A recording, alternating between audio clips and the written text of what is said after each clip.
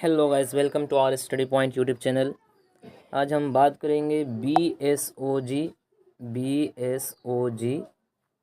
171 के बारे में, जो कि ये आपका कोर्स कोड है और कोर्स टाइटल है आपका भारतीय समाज, छवियाँ और वास्तविकताएं, Indian society, images and realities. Right, बहुत ही अच्छा सब्जेक्ट है ये और बहुत ही कम समय में मैं पूरे इस बुक को इस एक ही वीडियो में ख़त्म करूँगा।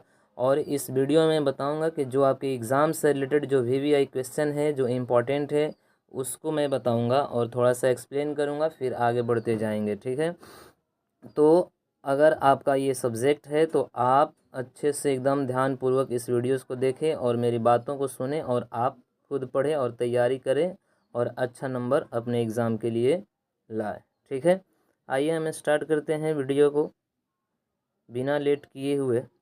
सबसे इसमें समझ लीजिए कि इसमें जो BSOG 171 जो है, इसमें 3 ब्लॉक है, ब्लॉक 1, ब्लॉक 2 और ब्लॉक 3। ब्लॉक 1 में आपके 3 यूनिट्स हैं और ब्लॉक 2 में आपके 10 यूनिट्स हैं, 7 यूनिट्स हैं और आपके ब्लॉक 3 में 1 यूनिट है। यानी टोटल इसमें हमको इस बुक में टोटल 11 यूनिट्स पढ़ने हैं, जो कि ये 1 घंटा या 1.5 घंटा के बीच ये रहेगा, इससे ज़्यादा टाइम नहीं लिया जाएगा। ठीक, आइए स्टार्ट करते हैं। इसमें सबसे पहला इसमें पॉइंट है आपका, ये यूनिट 1 है। यूनिट 1 है सभ्यता और संस्कृति, सिविलाइजेशन एंड कल्चर। ठीक है, अगर आपने 12th क्लास में पढ़ा होगा रेनबो, या 12th क्लास में अगर आपने इंग्लिश की बुक पढ़ी, उसमें एक चैप्टर है इंडियन सिविलाइजेशन एंड कल्चर। ठीक है, वो अगर आपने पढ़ लिया होगा तो फिर इसको देखने की ज़रूरत नहीं पड़ेगी आपको। ठीक है, लेकिन आपने वो नहीं पढ़ा होगा तो इसको समझिए थोड़ा सा। ठीक है, सभ्यता और संस्कृति यानी भारत के ही बारे में कहा जा रहा है। भारतीय सभ्यता के अध्ययन के दृष्टिकोण, इसके लक्षणों का सूचीपत्र बनाना, सांस्कृतिक सार का अध्ययन, सांस्कृतिक संचार का अध्ययन। ठीक है, इसमें 2 बहुत ही इम्पोर्टेंट पॉइंट है। इसमें है पहला कि भारत को संरचनात्मक और सांस्कृतिक दृष्टिकोण से देखना। ठीक है, और दूसरा है इसमें आपका भारतीय सभ्यता के अध्ययन के दृष्टिकोण। ठीक है, आइए हम देखते हैं, बहुत तेज़ी के साथ आगे बढ़ेंगे।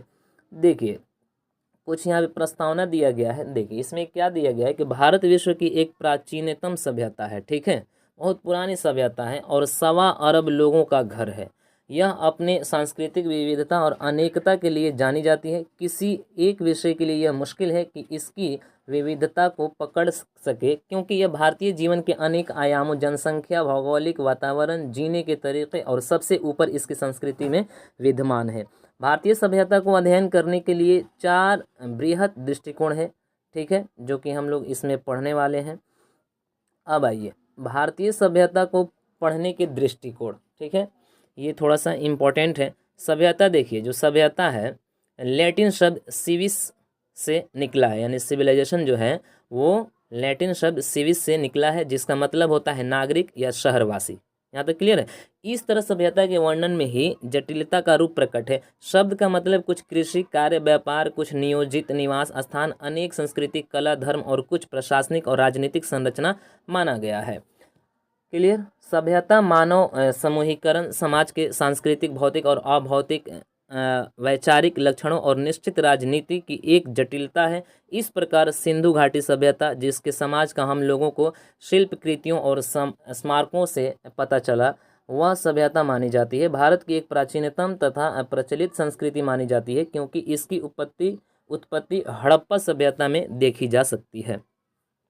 अब देखिए, जो भारत सभ्यता को पढ़ने के दृष्टिकोण, जो मैंने बताया आपको 4 दृष्टिकोण है। पहला है सूचीपत्र दृष्टिकोण, और दूसरा है सांस्कृतिक मूल तत्व दृष्टिकोण, तीसरा है सांस्कृतिक संचार का दृष्टिकोण, और चौथा है भारत को एक प्रकार के रूप में देखना। ये 4 तरीके से भारत की सभ्यता को हम देख सकते हैं।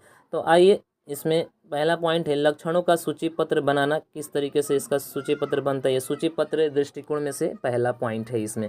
ठीक है, तो आप इसे देखें। यह दृष्टिकोण लक्षणों, संस्थानों और गुणों के अभिलेखन की आवश्यकता पर बल देता है, जो कि निश्चित रूप से भारतीय मानी जाती है। ठीक, भिन्नता और अंतर जिसका भारत प्रतिनिधित्व कर सकता है, वो सांख्यिकी की औसत या बहुलक माप से नापी जाती है। भारत और इसकी जनसंख्या की विविधता दर्शाती है, जो भौगोलिक, पारिस्थितिक, क्षेत्रीय, वर्ग या धार्मिक भिन्नता का बयान करती है। जबकि दृष्टिकोण का जोर इस पर है कि उन लक्षणों और गुणों की सूची बनाएं जो प्रत्यक्ष रूप से भारतीय हो या भारतीयता के अंश दान करते हो। यह निश्चित रूप से प्रारंभिक स्तर पर आधारित है कि भारतीयता का मतलब क्या होता है, और इससे हम विद्वानों के मत में फर्क हो सकता है। अब देखिए, ये सूची पत्र बनाना है, तो अब देखिए इसमें दूसरा पॉइंट है सांस्कृतिक सार का अध्ययन। ठीक है, ये उतना इम्पोर्टेंट नहीं है, लेकिन आप इसे देख लेंगे। सांस्कृतिक संचार का अध्ययन यहाँ पे दिया गया है। सांस्कृतिक संचार का अध्ययन, सांस्कृतिक संचार दृष्टिकोण उन तरीकों और प्रक्रियाओं पर प्रकाश डालता है जिनके माध्यम से सभ्यता व्यवस्था के तत्व समाज के विभिन्न स्तर पर हस्तांतरित और संचारित होते हैं। यह भारतीय सभ्यता की संरचना के एकीकरण की ओर ध्यान आकर्षित करता है और मानव समाज वैज्ञानिकों मैकिट मैरियट और रॉबर्ट रेडफील्ड का कार्य सभ्यता के विभिन्न भागों में समझने के लिए महत्वपूर्ण मुख्य आधार प्रदान करता है। क्लियर। अब देखिए, एक छोटा सा बॉक्स में यहाँ पे दिया गया है कि एक लघु और वृहत महान परंपरा जो परंपरा था वो इसमें दिया गया है। कहता है कि रॉबर्ट रेडफील्ड का अध्ययन कृषक समाज और सांस्कृतिक सभ्यता का मानव शास्त्रीय उपागम उनके लैटिन अमेरिकी किसानों के अनुभव पर आधारित है। जबकि मैरियट की तरह ही उन्होंने भी खोज की कृषक आधारित समाज पृथक और परिबद्ध नहीं होता है। कृषक की जीवन पद्धति जनजातीय शहर और शहर के लोग से प्रभावित होती है। ठीक, उन्होंने कृषकों के समाज को सामाजिक संबंधों की व्यवस्था के रूप में देखा, जहां संबंध इससे बाहर और बहुत समुदाय तक फैलते हुए होते हैं। आइए हम आगे बढ़ते हैं। बॉक्स टू में यहाँ पे दिया गया स्थानिकीकरण और सार्वभौमिकीकरण। ठीक है, इसको आप ज़रूर देख लीजिएगा, बहुत इम्पोर्टेंट है ये। ठीक, मैरियट का काम एक स्वदेशी सभ्यता में छोटा समुदाय स्थानिकीकरण और सार्वभौमिकीकरण की दोहरी संकल्पना का प्रस्ताव प्रस्तुत किया, ताकि भारत में वृहत परंपरा और लघु परंपरा के बीच सांस्कृतिक आदान प्रदान का वर्णन कर सके। सार्वभौमिकीकरण एक प्रक्रिया है जिसके तहत लघु परंपरा को व्यापक रूप से वृहत परंपरा में बदला जाता है, और दूसरे शब्दों में यह स्थानीय अधिकार, महत्व और सांस्कृतिक विचार को सर्वव्यापी सांस्कृतिक विश्वास व्यवस्था के द्वारा व्यवस्थापन और मानकीकरण से जोड़ता है। आगे बात समझ में। अब देखिए, एक पॉइंट है यहाँ पे भारतीय संस्कृति का एक किस्म के रूप में वर्णन करना। ठीक, भारतीय संस्कृति जो है उसका एक किस्म में क्या करना, वर्णन। यह दृष्टिकोण प्रमुख रूप से तुलनात्मक समाजशास्त्रियों के मध्य लोकप्रिय है, बहुत है पॉपुलर है। इस दृष्टिकोण के अनुसार भारतीय सभ्यता को अन्य समुदाय और संस्कृति के ठीक विपरीत एक अलग प्रकार के रूप में देखा जाता है। भारतीय समुदाय को एक पारंपरिक समुदाय के रूप में देखने पर बल दिया गया है, जो आधुनिकीकरण जैसी प्रक्रिया का अनुभव कर रहा है। आधुनिकीकरण की यह प्रक्रिया सांस्कृतिक, सामाजिक और ऐतिहासिक सिद्धांत का वर्णन करती है, जबकि इसका लक्ष्य यह है कि उन अलग मूल्यों और पहलुओं को नहीं पढ़ा जाए जो भारत की संरचना के लिए विशेष हैं, लेकिन इसका एक प्रकार किस आधार पर बनाए रखने की इनकी दूरी समाजों और संस्कृति से क्या समानता और भिन्नता है, और तब भिन्नता का परीक्षण करें। आगे बस समझ में। चलिए हम आगे बढ़ेंगे। भारत के भूगोल को समझना। ठीक है, भारत के भूगोल आप ऑलरेडी पहले से समझ चुके हैं, लेकिन एक बार तो यहाँ देखते हैं। भारतीय सभ्यता का जटिल और गहराई तक स्थित ऐतिहासिक परंपरा है, जो कि क्षेत्रीय रूप से बृहत प्रथाओं और व्यवहार में भिन्नता और विशेष क्षेत्र की सामाजिक संरचना को दर्शाती है। और भारत की विविधता और क्षेत्रीय विभिन्नता का इसकी भौगोलिक भिन्नता के आधार पर वर्णन किया जा सकता है। ठीक, इससे भी अधिक यह भारत का मौलिक प्राकृतिक भूगोल है, जो अस्थायी, ऐतिहासिक, सांस्कृतिक और राजनीतिक स्वरूप की वृहत रूपरेखा प्रदान करता है। इसीलिए यह आवश्यक है कि इसके भौगोलिक इतिहास पर ध्यान दिया जाए। कोहन ने 3 क्षेत्रों की सूची बनाई है। कोहन जो थे वो 3 क्षेत्रों की सूची बनाए उन्होंने, कि भारत को मुख्य रूप से विभाजित किया जा सके। कौन कौन सा? एक 12मासी यानी कि पेरेनियल केंद्रीय क्षेत्र है, दूसरा मार्ग क्षेत्र, तीसरा एकांत क्षेत्र। ठीक है, अब इसको एक एक करके देख लेंगे। 12मासी जो कि पेरेनियल केंद्रीय क्षेत्र क्या है, तो देखिए 12मासी पेरेनियल क्षेत्र उपजाऊ नदियों का घाटी, समतल और डेल्टा है। ऐतिहासिक रूप से ये सब मानव निवास स्थान, उच्च जनसंख्या, घनत्व, राजनीतिक क्रियाकलापों और स्थिर राज्य की पद्धति के केंद्र हैं। इन केंद्रों ने कृषि प्रणाली को स्थिर किया हुआ है। ये सब कृषि, व्यापार और हस्तशिल्प, माल के केंद्र हैं उन अनेक पूर्व आधुनिक और आधुनिक शहर नाभिकीय क्षेत्र में बसे हुए हैं। भारत के उत्तर और दक्षिण दोनों में इस तरह के क्षेत्र चिन्हित किए गए हैं। ऐतिहासिक रूप से अगर उत्तर भारत में पेशावर के आसपास नदी के जो बहाव और समतल क्षेत्र पहले केंद्रीय क्षेत्र के रूप में उदत हुआ है, जिसे हम गांधार कहा जाता है, ठीक है, जिसे हम गांधार कहते हैं, जो अब पाकिस्तान के एक शहर है, ठीक है। इस क्षेत्र ने पश्चिम और मध्य एशिया के प्रभाव को भारत में फैलाने में प्रमुख भूमिका निभाई थी, ठीक है। उस वक्त भारत में ही था ये। समतल जमुना दोआब और गंगा जमुना दोआब ने उत्तर के प्रमुख केंद्रीय क्षेत्रों का बनाया, ठीक है। और इनके कुरुक्षेत्र, पंचाल, कन्नौज, पानीपत, दिल्ली, आगरा शहर है जिनका सुनहरा राजनीतिक ऐतिहासिक अतीत है। कौशल आज का केंद्रीय उत्तर प्रदेश, बंगाल और सौराष्ट्र, वर्तमान गुजरात, उत्तर के अन्य केंद्रीय क्षेत्रों के उदाहरण हैं। समझ गए। इन सभी क्षेत्रों के अलग अलग भाषाई प्रचलन है, अलग अलग अपना अपना भाषा है। हर क्षेत्र में जाइएगा वहाँ पे अलग भाषा मिलती है आपको देखने को। और स्थलीकृतिक और जलवायु विभिन्नता के कारण इनमें अलग अलग कृषि पद्धतियों का विकास हुआ। आगे समझ में। अब दक्षिण भारत में 5 प्रमुख केंद्रीय क्षेत्र हैं। कौन कौन? तो आंध्र प्रदेश है, तमिलनाडु है, केरल है, महाराष्ट्र है और मैसूर है। ये 5 जो है दक्षिण भारत में प्रमुख केंद्रीय क्षेत्र हैं। आगे में समझ में। आंध्र तेलुगु बोलने वाले लोगों का क्षेत्र है। इसकी संरचना धनी कृषि डेल्टा गोदावरी और कृष्णा नदी का क्षेत्र है, ठीक है। तमिलनाडु जो है वो पांड्य और चोल राजाओं की जगह है। यह वर्तमान का मद्रास में है, ठीक है। और तमिल बोलने वाले लोग यहाँ रहते हैं। यहाँ तक क्लियर हो गया। इसमें पोनार नदी और कावेरी डेल्टा आता है और यह घनी आबादी वाला क्षेत्र है। तीसरा, इसमें जो महाराष्ट्र है कि मराठी बोलने वाले लोग रहते हैं। इसकी मैसूर से समानता है जो कन्नड़ बोलने वाले कृषक लोगों का निवास स्थान है। दोनों क्षेत्र सूखा कृषि के लिए जाने जाते हैं और जिसमें जौ, मक्का और चना यहाँ की प्रमुख फसलें हैं। और यहाँ भी तमिलनाडु से भिन्न दोनों क्षेत्र छितर बितर निवास हैं, ठीक। जैसे केरल, मालाबार भारत का दक्षिण पश्चिम भाग है। यहाँ तक क्लियर हो गया। अब देखिए दूसरा था यहाँ पे मार्ग क्षेत्र। अब मार्ग क्षेत्र में क्या होता है जी कि मालवा मार्ग क्षेत्र का एक अनूठा उदाहरण है मालवा, ठीक है। यह उत्तर भारत को दक्षिण तट पर और दक्कन से जोड़ता है। यह आक्रमणकारियों और व्यापारियों को एक रास्ता देता है ताकि वे आक्रामक और केंद्रीय क्षेत्र में पहुंचे। और यह एक अलग सांस्कृतिक क्षेत्र है जो अरावली तट के दक्षिण में अवस्थित है। यह एक अर्ध शुष्क क्षेत्र है। समझ गए। मार्ग क्षेत्र। मार्ग क्षेत्र में एकीकृत और अस्थायी राजनीतिक चलन नहीं है। सामाजिक और सांस्कृतिक रूप से वो सब चित्रित है, ना कि अलग सांस्कृतिक और सामाजिक संरचना है, ठीक। यह क्षेत्र प्रवासियों को रहने के स्थान है। देखिए यहाँ पे दे दिया गया है, ये एकांत क्षेत्र यहाँ पे दिया गया है। अब देखिए एकांत क्षेत्र मानव के निवास के लिए क्या है? अपेक्षाकृत अगम्य और भौगोलिक रूप से कम सहायक क्षेत्र होता है। उदाहरण के लिए लद्दाख की बर्फीली मरुभूमि जो ऊंचाई पर स्थित होने के कारण बाकी से पृथक, इसलिए यहाँ घर छितरी हुई बसावट वाले हैं। देश का उत्तर का भाग पर्वतीय और पर्वतमय और अनेक सापेक्ष एकांत क्षेत्रों का प्रतिनिधित्व करता है। यहाँ पे कुछ यहाँ पे दे दिया गया है, इसको आप देख लेंगे किसके बारे में दिया गया है, तो एकांत क्षेत्र के बारे में दिया गया है, आप इसे देख लेंगे, ठीक है। आइए अब हम देखते हैं भारत को संरचनात्मक और सांस्कृतिक दृष्टिकोण से देखना, ठीक है। देखिए भारतीय सभ्यता की जो सामाजिक संरचना है, भारतीय सभ्यता है क्या?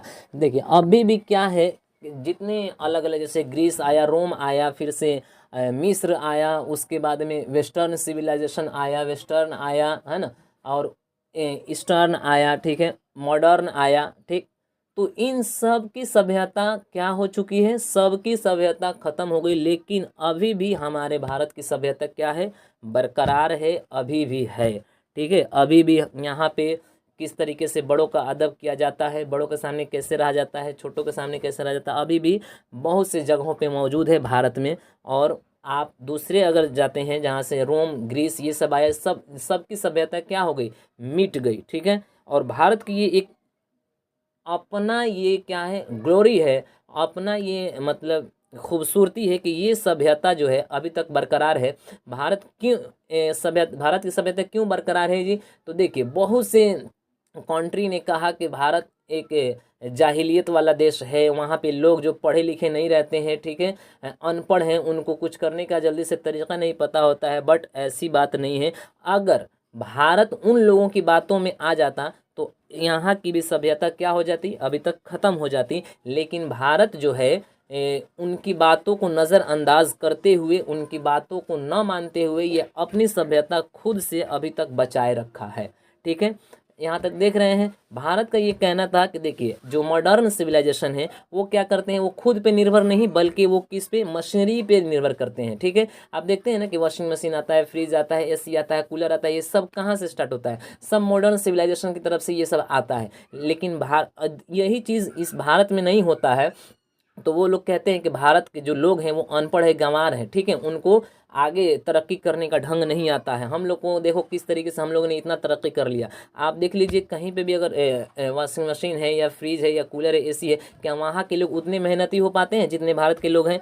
भारत के लोगों के पास इतना टैलेंट है कि अगर ये बिना मशीन के भी रह सकते हैं। ठीक है, बिना मशीन के अपना काम पूरा कर सकते हैं। इनके हाथों में हुनर रहता है, न कि ये मशीन के ऊपर डिपेंड करता है। लेकिन मॉडर्न सिविलाइजेशन क्या होता है, वो मशीनरियों के ऊपर डिपेंड करता है। ठीक है, उनके भरोसे रहता है। अब बाय द वे अगर मशीन खराब हो जाती है तो जो उधर के लोग होते हैं, वेस्टर्न सिविलाइजेशन वाले होते हैं, अमेरिका, लंदन, जापान, इधर के लोग होते हैं, वो स्टॉप हो जाते हैं। ठीक है, नहीं काम कर पाते हैं। लेकिन भारत क्या करता है, अगर यहाँ पे मशीन खराब भी हो जाती है तो अपने हाथों से काम चला लेता है। ये देखिए भारत की कितनी अच्छी खूबसूरती और टैलेंटेड है, समझ रहे हैं?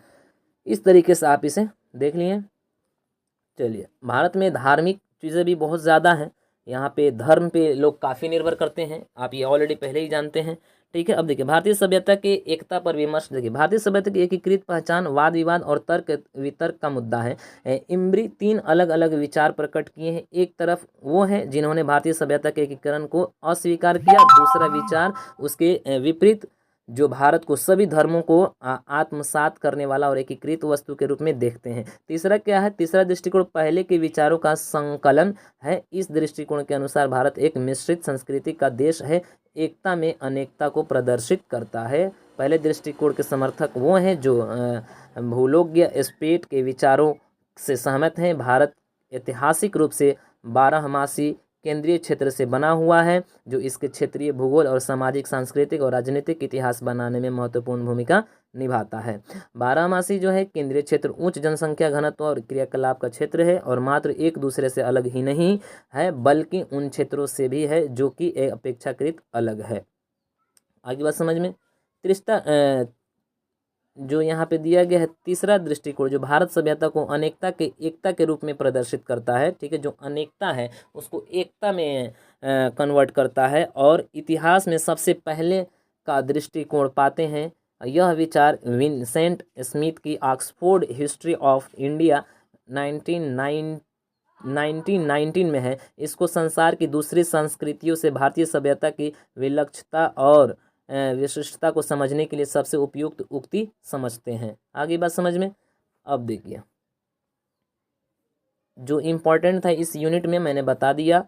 ठीक, अब हम बात करेंगे यूनिट सेकंड की। राइट, यूनिट 2 स्टार्ट करते हैं यहाँ से। भारत एक उपनिवेश के रूप में। ठीक है, इसमें जो पॉइंट आपके जो क्वेश्चन बन रहे हैं इम्पॉर्टेंट आपके एग्ज़ाम के लिए, ये है औपनिवेशिक काल में भारतीय समाज और दूसरा उपनिवेशवाद के दौरान विभिन्न दृष्टिकोण का उदय। अब उदय में जो होगा वो भारत में भारतवादी दृष्टिकोण, औपनिवेशिकवादी दृष्टिकोण और राष्ट्रवादी दृष्टिकोण, ये तीनों हम देखेंगे एक एक करके। यही इम्पॉर्टेंट है इस यूनिट में।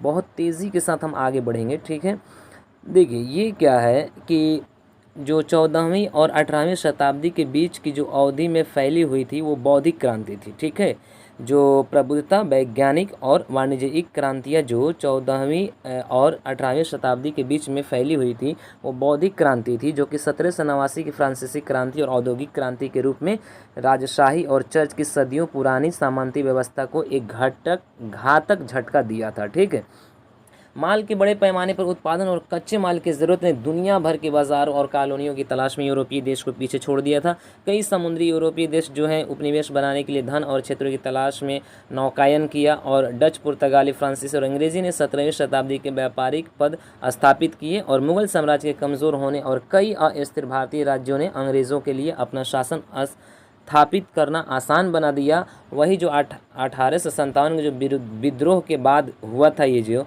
ईस्ट इंडिया कंपनी जो कि 1858 की अधीनता भंग कर दी गई थी और भारत औपचारिक रूप से सीधे ब्रिटिश शासन में आया था। 19वीं शताब्दी के मध्य तक ब्रिटिश उपमहाद्वीप के अधिकांश हिस्से पर नियंत्रण था और भारत पर ब्रिटिश शासन लगभग 200 वर्षों तक चला, जिसमें ईस्ट इंडिया कंपनी व्यापारियों के रूप में शासन किया था। और ब्रिटिश शासन और उपनिवेश भारत में भारतीय समाज में काफ़ी बदलाव लाए, ठीक है। और जो बदलाव लाए, जैसे कि अंग्रेज़ ने भारत के धन को क्या किया, छीन करके, लूट करके और अपने पास माल जमा किया और बाज़ार के रूप में इसे क्या करने लगा, इस्तेमाल करने लगा। और जिस तरह और इसके प्रभाव क्या पड़ा भारत में, तो इसकी अर्थव्यवस्था बुरी तरह से क्या हो गई, प्रभावित हो गई और गरीबी क्या हो गई, बढ़ गई।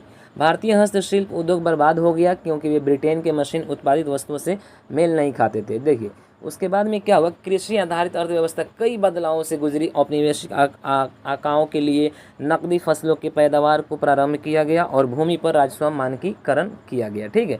और दूसरा उसके बाद में क्या हुआ, भारत ने गंभीर अकाल भी देखे जहां लाखों लोगों ने अपनी जान गंवाई। आधुनिक चिकित्सा और स्वास्थ्य सेवा भी अंग्रेज़ों द्वारा शुरू की गई थी। अब उसके बाद में क्या हुआ कि अंग्रेज़ों द्वारा नए दंड संहिता के रूप में आधुनिक नियम कानून लागू किया गया और आपराधिक और सिविल प्रक्रिया के नए कोड ज़्यादातर अंग्रेजी कानून पर आधारित थे। इसका मतलब कानून की नज़र में समानता और जाति, क्षेत्र, धर्म या लैंगिकता के आधार पर कोई भेदभाव सिद्धांत में नहीं था। आई बात समझ में। फिर उसके बाद में क्या हुआ परिवर्तन, कानूनी अधिकार क्षेत्र के साथ कई सामाजिक सुधार संभव हो गए, जैसे कि सती का उन्मूलन, विवाह योग्य आयु बढ़ाना, महिलाओं के लिए शिक्षा, ईडीसी। यह कुछ भारतीय जैसे राजा राम मोहन राय, ईश्वर चंद्र विद्यासागर और अन्य लोगों के नेतृत्व में ये किया गया था। उसके बाद में क्या बदलाव आया कि आधुनिक शिक्षा का शुभ आरंभ लॉर्ड मैकाले द्वारा वकालत की गई की नीति के रूप में किया गया था, जिससे पहले जो कि 1835 में रखा गया था, ठीक है। इसके बाद में फिर बदलाव किया, परिवहन और संचार के आधुनिक साधन जैसे कि टेलीग्राफ और नेटवर्क स्थापित किए गए थे। 1909 में भारत में रेलवे लाइनें बिछाई गई और अंग्रेज़ों द्वारा स्थापित रेलवे नेटवर्क दुनिया के सबसे बड़े रेलवे नेटवर्क में से एक है। आधुनिक उद्योगों की शुरुआत की गई, जिसमें भारत में एक नए पेशेवर मध्यम वर्ग के पेशों की वृद्धि हुई और जाति व्यवस्था में बदलाव आया। इस तरीके से हमने देखा कि जो अपनी उपनिवेशवाद काल में भारतीय समाज को हमने इस तरीके से देखा, ठीक है। और इसमें जो बदलाव आए थे, जो इसमें परिवर्तन हुए थे, जो मैंने अभी बताया, ये सारी चीज़ें इसमें परिवर्तन हो गई। अब उपनिवेशवाद क्या है मैंने ऊपर बताया, और भारतीय समाज पर उपनिवेशवाद के 2 प्रभावों का उल्लेख कीजिए, जो कि ये प्रभाव, ये सारी चीज़ें उसके प्रभाव ही पड़ा, ठीक है, जो मैंने अभी इसके पीछे डिस्कस किया। अब देखिए यहाँ पे एक पॉइंट है कि उपनिवेशवाद के दौरान विभिन्न दृष्टिकोण का उद्भव। इसमें जो मैंने 3 पॉइंट बताया था उसी को देखेंगे, ठीक है।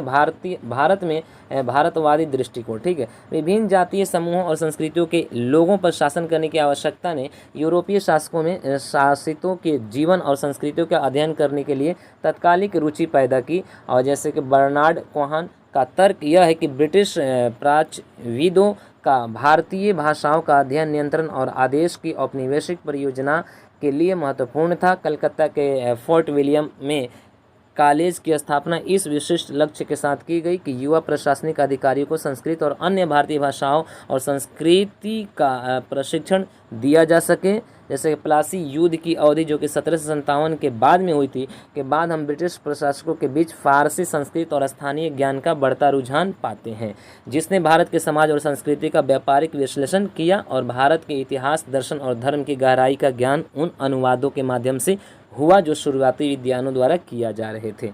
आगे बात समझ में यहाँ पे। अब इसमें जो पॉइंट है थोड़ा सा आप देख लीजिएगा, थोड़ा सा हम देख लेंगे, इस तरीके से टाइम भी बचेगा और आपका काम भी हो जाएगा, ठीक है। देखिए एक यहाँ पे छोटा सा जो यहाँ पे बॉक्स में दिया गया है, ये थोड़ा सा पॉइंट बहुत इंपॉर्टेंट है। सर विलियम जोन्स, ठीक है, इनके बारे में थोड़ा सा जान लीजिए। विलियम जोन्स का जन्म लंदन में हुआ था, जो कि 1773 में कलकत्ता आए और उन्होंने 1684 में बंगाल की एशियाटिक सोसाइटी की स्थापना की, जो भारतीय संस्कृति और समाज का अध्ययन करने के लिए समर्पित थी। और भारत में अपने जीवन के अगले कुछ वर्षों में उन्होंने भारतीय समाज के सभी पहलुओं का अध्ययन किया, स्टडीज़ किया और करने में खुद को डुबो दिया। यहाँ यह कहा जा सकता है कि वह भारतीय उपमहाद्वीप आधुनिक अध्ययन के शुभारंभ के लिए जिम्मेदार हैं, एक ऐसा क्षेत्र जो यूरोपीय शोधकर्ताओं में उपेक्षित था। उन्होंने भारत के कानून, संगीत, साहित्य, वनस्पति विज्ञान और भूगोल पर कई लेख लिखे और कई ग्रंथों का पहला अंग्रेजी अनुवाद किया, जिसमें मनुस्मृति शामिल थी। इस तरीके से हमने देखा किसके बारे में, तो सर विलियम जॉन्स के बारे में। ठीक है, अब हम आगे बढ़ेंगे। भारतवादी दृष्टिकोण क्या है, जो कि अभी ये गया ऊपर, जो मैंने यहाँ पे अभी बताया, भारतवादी, यहाँ से भारतवादी दृष्टिकोण, ये मैंने बताया ना अभी, यही क्वेश्चन है, इस तरीके से क्वेश्चन में आ सकता है, तो इसलिए आप इसे अच्छे तरीके से देख लेंगे। यहाँ जो पॉइंट है भारत का औपनिवेशिक दृष्टिकोण, ये बहुत इम्पोर्टेंट है एग्जाम के लिए। देखें, हम भारतीय समाज के औपनिवेशिक दृष्टिकोण को देखें, जैसे कि पारंपरिक भारतीय समाज के अध्ययन की ब्रिटिश औपनिवेशिक रुचि भारतीय समाज के आगे अध्ययन की नींव रखने में उपयोगी साबित हुई। इन अध्ययनों का जोर इस बात पर था कि भारत को बेहतर तरीके से कैसे संचालित किया जाए। अंग्रेज़ों के आने के बाद 1760 से भारतीय समाज का ज्ञान बहुत तेज़ी से विकसित होने लगा और भारतीय प्रशासन में निम्न स्तर की नौकरियों के लिए शिक्षित भारतीयों को बेहतर ढंग से शिक्षित करने के लिए उन्हें भारतीय भाषाओं का अध्ययन करने की आवश्यकता थी।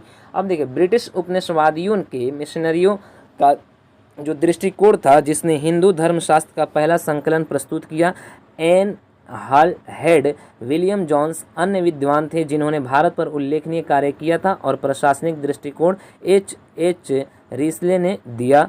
उनके अधीन भारत की पहली जनगणना 1872 में हुई थी। से J.H. हटन तक जो अंतिम जनगणना आयुक्त थे, जिनके द्वारा एकत्रित जनगणना के आंकड़ों के बाद में विद्वानों जैसे मॉर्गन, मैकलिनन और लुबॉक, टाइलर, स्टार्क और फ्रेजर की मदद की और में उप विभाजित किया जा सकता है। अब देखिए, इसमें जो पॉइंट है, इसमें भारत में धर्म प्रचारक, ठीक है, मिशनरीज, भारत में मिशनरीज 19वीं शताब्दी की शुरुआत में भारतीय समाज में मिशनरियों द्वारा लिखित कोलैडियस, Buchanan, William Carey, William Ward और सर जॉन शोर ने के काफ़ी साहित्य देखे गए, जिन्होंने हिंदू धर्म की निंदा की और ईसाई धर्म के प्रसार में आशा देखी। अबे डुबोइस जैसे धर्म प्रचारक जाति को वर्ण व्यवस्था के रूप में समझते थे, जिसे ईसाई धर्म के में परिवर्तन के लिए एक बाधा के रूप में देखा गया था। इसको आप अच्छे तरीके से और देख लीजिएगा। यहाँ प्राच्यविदों और धर्म प्रचारकों ने स्वीकार किया और सहमति व्यक्त की कि धार्मिक विचार और व्यवहार सभी सामाजिक संरचना को स्थापित करते हैं। ठीक है, बहुत तेज़ी के साथ हम इस वीडियो को बनाएंगे, बस 1 से 1 घंटा या 1 घंटा 20 मिनट के अंदर में इसको ख़त्म कर देना है। ठीक है, प्रशासनिक दृष्टिकोण जो कि इम्पोर्टेंट है आपके एग्ज़ाम के लिए। प्रशासक जो ब्रिटिश विश्वविद्यालय में प्रशिक्षित और व्यावहारिक वैज्ञानिक तर्कवाद से प्रेरित होकर आए थे, उन्होंने भारतीय समाज की जो व्याख्या की वह अधिक यथार्थवादी और ज़मीन से जुड़ी एवं ऐसे तथ्यों पर आधारित थी जिनके अध्ययन का उद्देश्य यह समझना था कि भारत के संसाधनों का दोहन में कैसे किया जाए, और प्रशासक उन संरचनाओं और संस्थानों को विकसित करना चाहते थे जो उन्होंने भारत के मूल स्थानीय लोगों, साथ ही साथ भारतीय समाज एवं जीवन की व्यापक जटिलताएं से संबंधित कार्यों नियमों को व्यवस्थित करने में मदद करें। ठीक है, इस तरीके से हमने देखा। अब देखिए, जाति और जनगणना क्या है, यहाँ पे दिया गया है जाति और जनगणना। ठीक है, अंग्रेज़ों द्वारा की गई जनगणना की कवायद ने भारत में जाति की व्यवस्था को भी आकार दिया और जोर दिया। निकोलस डकस ने अपनी पुस्तक cost of the mild colonialism and the making of modern India 2001 में तर्क दिया कि अंग्रेज़ों के आने से पहले भारतीय समाज को सांप्रदायिक समूहों में बांटा हुआ था और यह पुर्तगाली ही थे जिन्होंने पहली बार जाति को सामाजिक गठन के रूप में सुझाया था। अंग्रेज़ों ने इन विचारों को आगे ले जाने में मदद की ताकि वे इस व्यवस्था को समझ सके। आगे बात समझ में। अब देखिए, तीसरा जो पॉइंट था मैंने बताया, भारत का राष्ट्रवादी दृष्टिकोण। ठीक है, अब देखिए, इंडोलॉजिकल और औपनिवेशिक दृष्टिकोण के बाद हम बात करेंगे किसके बारे में, राष्ट्रवादी दृष्टिकोण को देखें। और ब्रिटिशों के भारत आने से पहले भारत विभिन्न छोटे राज्यों, रियासतों और राजवंशों में विभाजित था। ठीक है, बटा हुआ था। धर्म, संस्कृति, भाषा और क्षेत्र के संदर्भ में इसकी विविधता के कारण यह व्यापक रूप से माना जाता था कि भारत एक राष्ट्र नहीं बन सकता है, क्योंकि इसमें एक सामान्य संस्कृति, भाषा या एक अन्य सामान्य इतिहास नहीं था, बल्कि इसमें बहुत अधिक विविधताएं थीं। जबकि एक राष्ट्र के रूप में उपमहाद्वीप पहचान की समानता थी, किंतु राज्य की जगह नहीं थी। अंग्रेज़ों से आज़ादी के बाद ही एक पूर्ण भारतीय राज्य का उदय हुआ और औपनिवेशिक शासन के कई पहलू थे जिसने भारत के राष्ट्रवाद को आकार देने में मदद की। आई बात समझ में।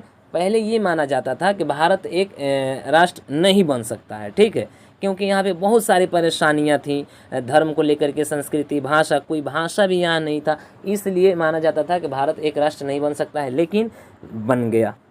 अंग्रेज एक विलक्षण प्रशासनिक दायरे में भारतीय समाज के विविध वर्गों को लाए और साथ ही साथ विभिन्न आधुनिक संस्थानों जैसे नौकरशाही, पश्चिमी शिक्षा कानून, संचार के साधन, प्रिंटिंग प्रेस आदि की शुरुआत की। इन संस्थाओं और प्रस्थानों ने भारतीय लोगों के साथ साथ उनके प्राकृतिक संसाधनों को दोहन करने के लिए औपनिवेशिक शक्ति की मदद की। इसके साथ ही साथ विपरीत इसने भारत के विविध लोगों को संदर्भ में एक ढांचे में भी लाए। इस तरीके से बहुत सारे काम अंग्रेज़ों ने किए, लेकिन फ़ायदा हुआ भारत को। ठीक है, चलिए भारत पर नेहरू के विचार क्या थे यहाँ पे दिया गया है, आप इसे देख लेंगे। चलिए हम आगे बढ़ते हैं। बहुत तेज़ी के साथ हमको इस वीडियो को ख़त्म करना है, इसलिए हम आगे बढ़ते हैं। चलिए यहीं पे इस यूनिट का एंड होता है। अब हम आगे बढ़ते हैं। जो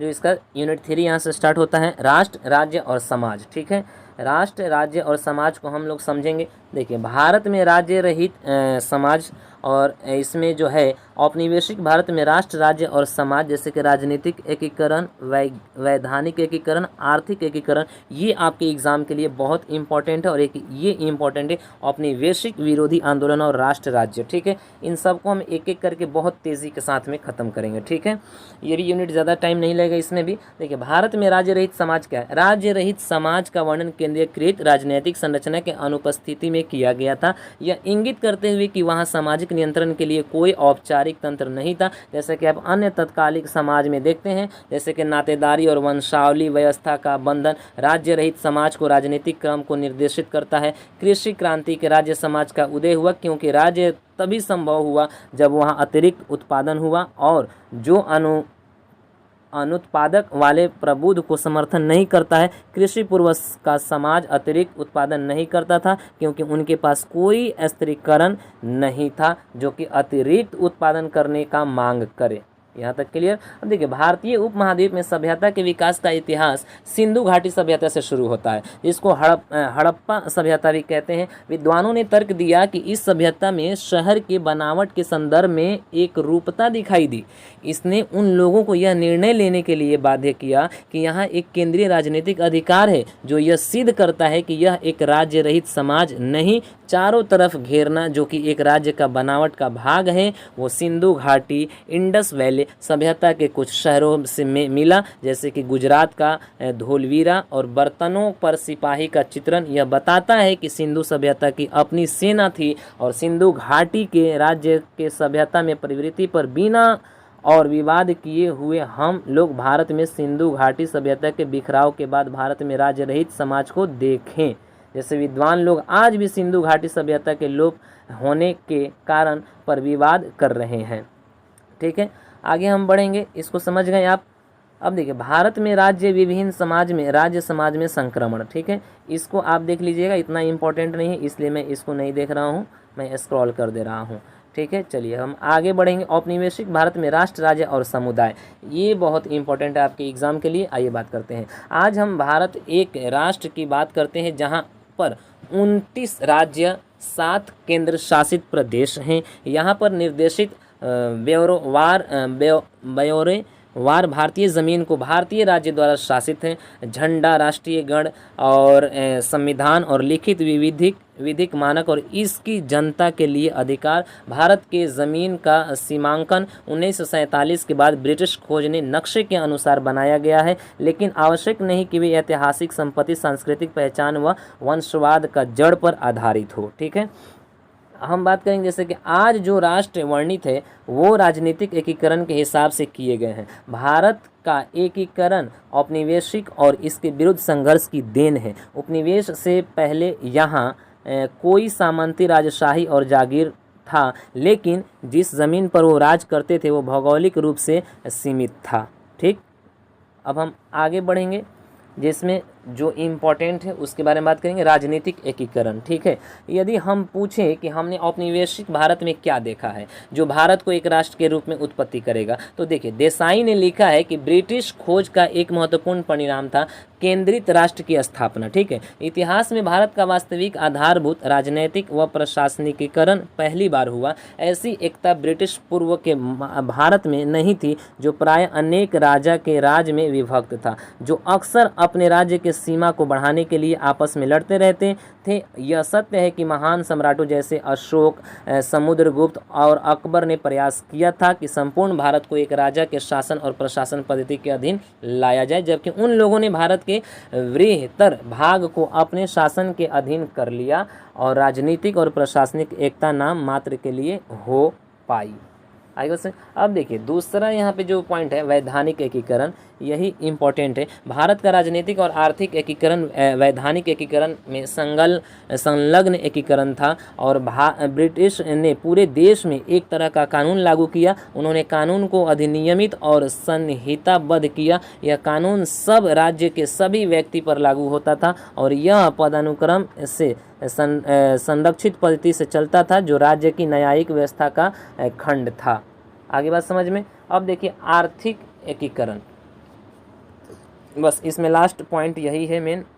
देसाई ने सारांश निकाला कि ब्रिटिश शासन के स्थापना से भारतीय इतिहास में पहली बार व्यापक और मौलिक राजनीतिक, प्रशासनिक और वैधानिक एकीकरण देश में आया। नई तरह की अर्थव्यवस्था के लिए ऐसे राज्य की बनावट आवश्यक थी, जरूरी थी, जो ब्रिटिश के अधीन भारत में आया, समझ गए। और भारत की पूंजीपति व आर्थिक परिवर्तन से भीड़ वाले गाँव की स्वतंत्र अर्थव्यवस्था टूट गई। विनिमय के पारिस्थितिक संबंध से भारतीय लोगों को आर्थिक रूप से संरक्षित किया और संपर्क को उन आर्थिक संबंध का आधार बनाया। और वो और कहते हैं कि ब्रिटिश शासन के अधीन देश का सभी पैदावार खाद्यान्न का पैदावार हो गया। भारत एक विश्व बाजार से भी पहले के व्यापक रूप से जोड़ा गया। ठीक है, इस तरीके से हमने देखा क्या आर्थिक एकीकरण। और इसके बाद में यहाँ पे मैंने दे दिया, इसको आप थोड़ा सा स्क्रीनशॉट लेकर के आप इसे देख सकते हैं।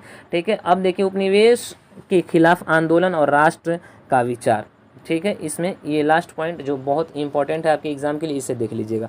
2500 वर्ष पूर्व भारत के लोगों में भारत की एक अस्पष्ट संकल्पना थी। उसके बाद विभिन्न चरणों में जैसे जैसे उनका ज्ञान अपने बारे में और दूसरों के संबंध में बढ़ा, उन लोगों ने अपनी सांस्कृतिक विशेषता को पहचानना शुरू किया, जो सब उनके लिए सामान्य था, और उनकी अपनी धार्मिक और भाषा के विविधता में एकता को पहचानना शुरू किया। लेकिन यह उनका प्रतिरोध था जो उपनिवेशवाद के खिलाफ था और आधुनिक प्रजातंत्र के विचार को अपनाना, जो भारत को एक देश के रूप में, एक भौगोलिक और सांस्कृतिक इकाई को एक राष्ट्र राज्य के रूप में बदलना शुरू किया। भारत तब भारतीय लोगों का एक सृजन है, एक उत्पाद जो मात्र प्रवृत्ति का अंधी परिस्थिति का नहीं है, बल्कि आवश्यक रूप से लोगों की चेतना है। जो इस यूनिट में इम्पोर्टेंट था मैंने उससे बता दिया। अब हम बात करेंगे भारत का गांव यूनिट 4। ठीक है, इसमें जो इम्पोर्टेंट पॉइंट है, इसमें जो गांव एक सामाजिक इकाई के रूप में क्या, तो जो जाति व्यवस्था और नातेदारी संजाल, और गांव आर्थिक इकाई के रूप में, ठीक है, और गांव राजनीतिक इकाई के रूप में। ये जो तीनों पॉइंट है, इसी में से एक पॉइंट आ सकता है या 2 पॉइंट आ सकता है, इससे ज़्यादा इस यूनिट से क्वेश्चन नहीं आ सकता है। तो आइए हम देखते हैं बहुत तेज़ी के साथ। हाँ, एक मैं बात बता दूं कि ये जो वीडियोस बनाई जा रही है ये सिर्फ एग्ज़ाम के लिए है। इसमें जो पूरा तरीके से, जिस तरीके से एक एक वर्ड को समझाना, बहुत उसमें काफ़ी समय लग जाएगा। ये चूँकि एक ही वीडियो में इसको पूरा कवर करना है, उसके बाद में अगर आपको डिटेल्स में पढ़ना है तो एग्ज़ाम के बाद आप इसे पढ़ेंगे, इसी चैनल पे पढ़ेंगे, राइट। चलिए हम आगे बढ़ते हैं। देखिए मिथक और वास्तविकता ये क्या है। भारत गांव जो है वो मिथक वास्तविकता। देखिए भारतीय गांव से संबंधित अनेक मिथक हैं, ठीक है।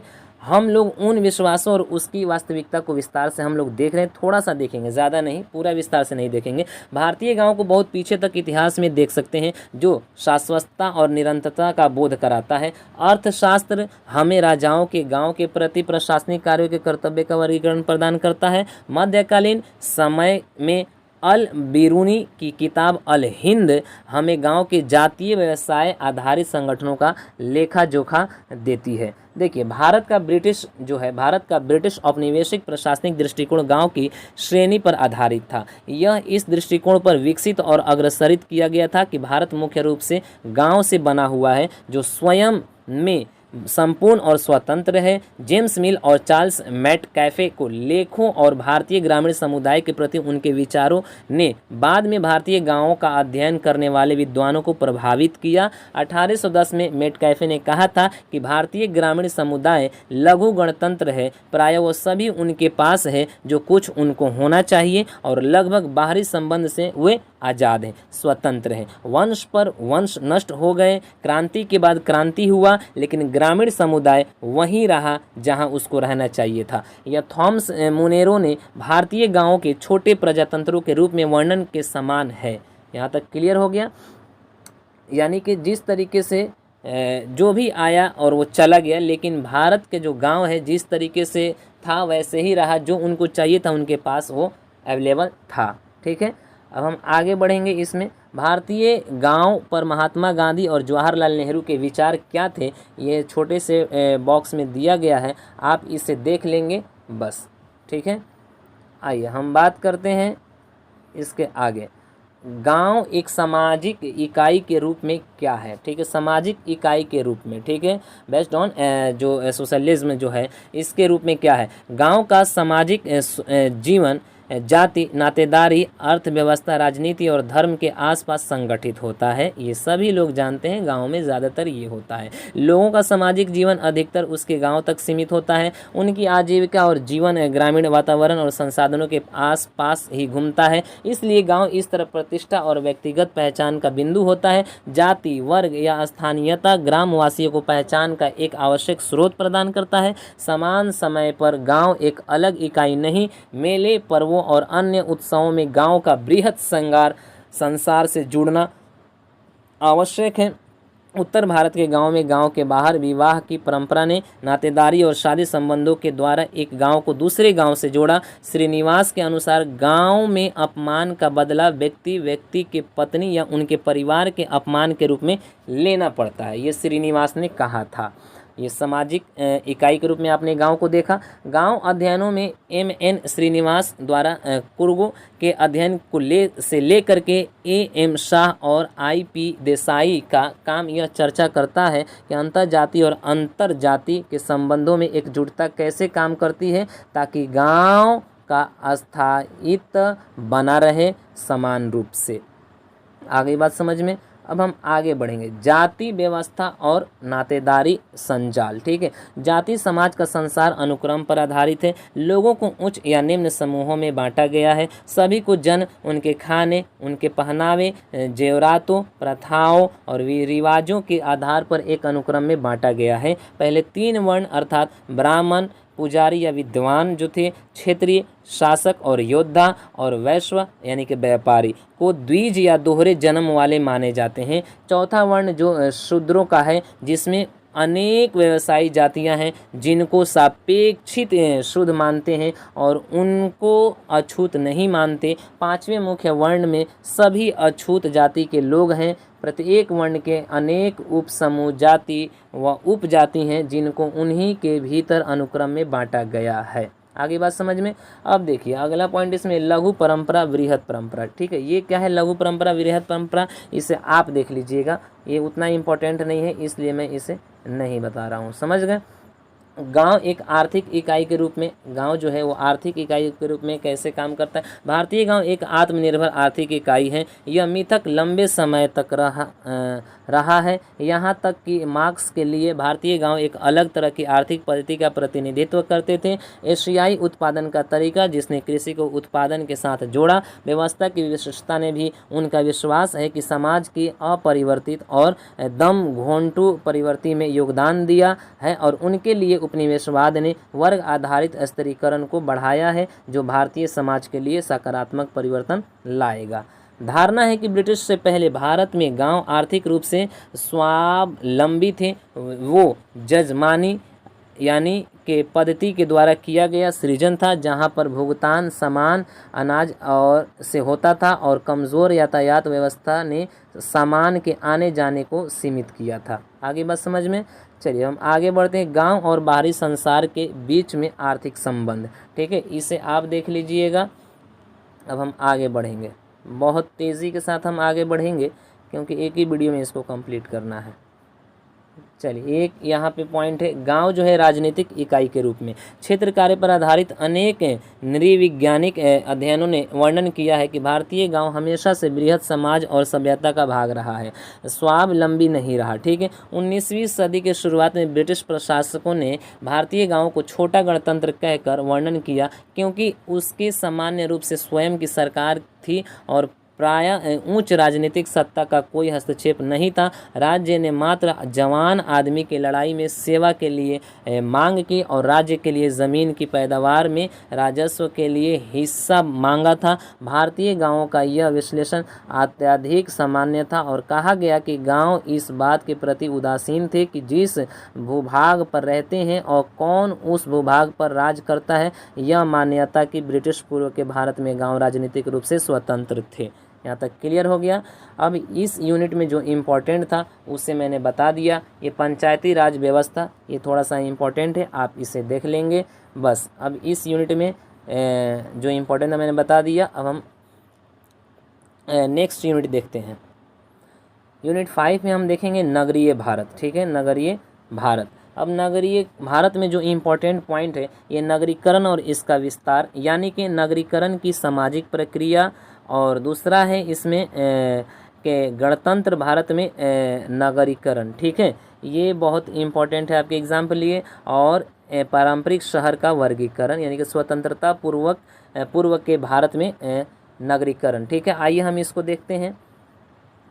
नगरीकरण का विस्तार क्या है, इसको थोड़ा सा समझ लीजिए। देखिए, बहुत साधारण ढंग से कह सकते हैं, हम बहुत आसानी ढंग से कह सकते हैं कि नगरीकरण एक प्रक्रिया है जिसमें लोग गांव से शहर की तरफ जाते हैं, जिसको हम लोग हिजरत भी कहते हैं। ठीक है, और मतलब हिजरत का मतलब हुआ कि एक जगह से दूसरे जगह जाना। ठीक है, अब देखिए बहुत से मतलब ये नगरीकरण एक प्रक्रिया है जिसमें लोग गांव से शहर की तरफ जाते हैं, जहां पर आर्थिक क्रियाएं गैर कृषि व्यवसाय जैसे व्यापार, निर्माण, कारखाना, प्रशासन और अन्य क्रियाकलापों के पर केंद्रित हैं।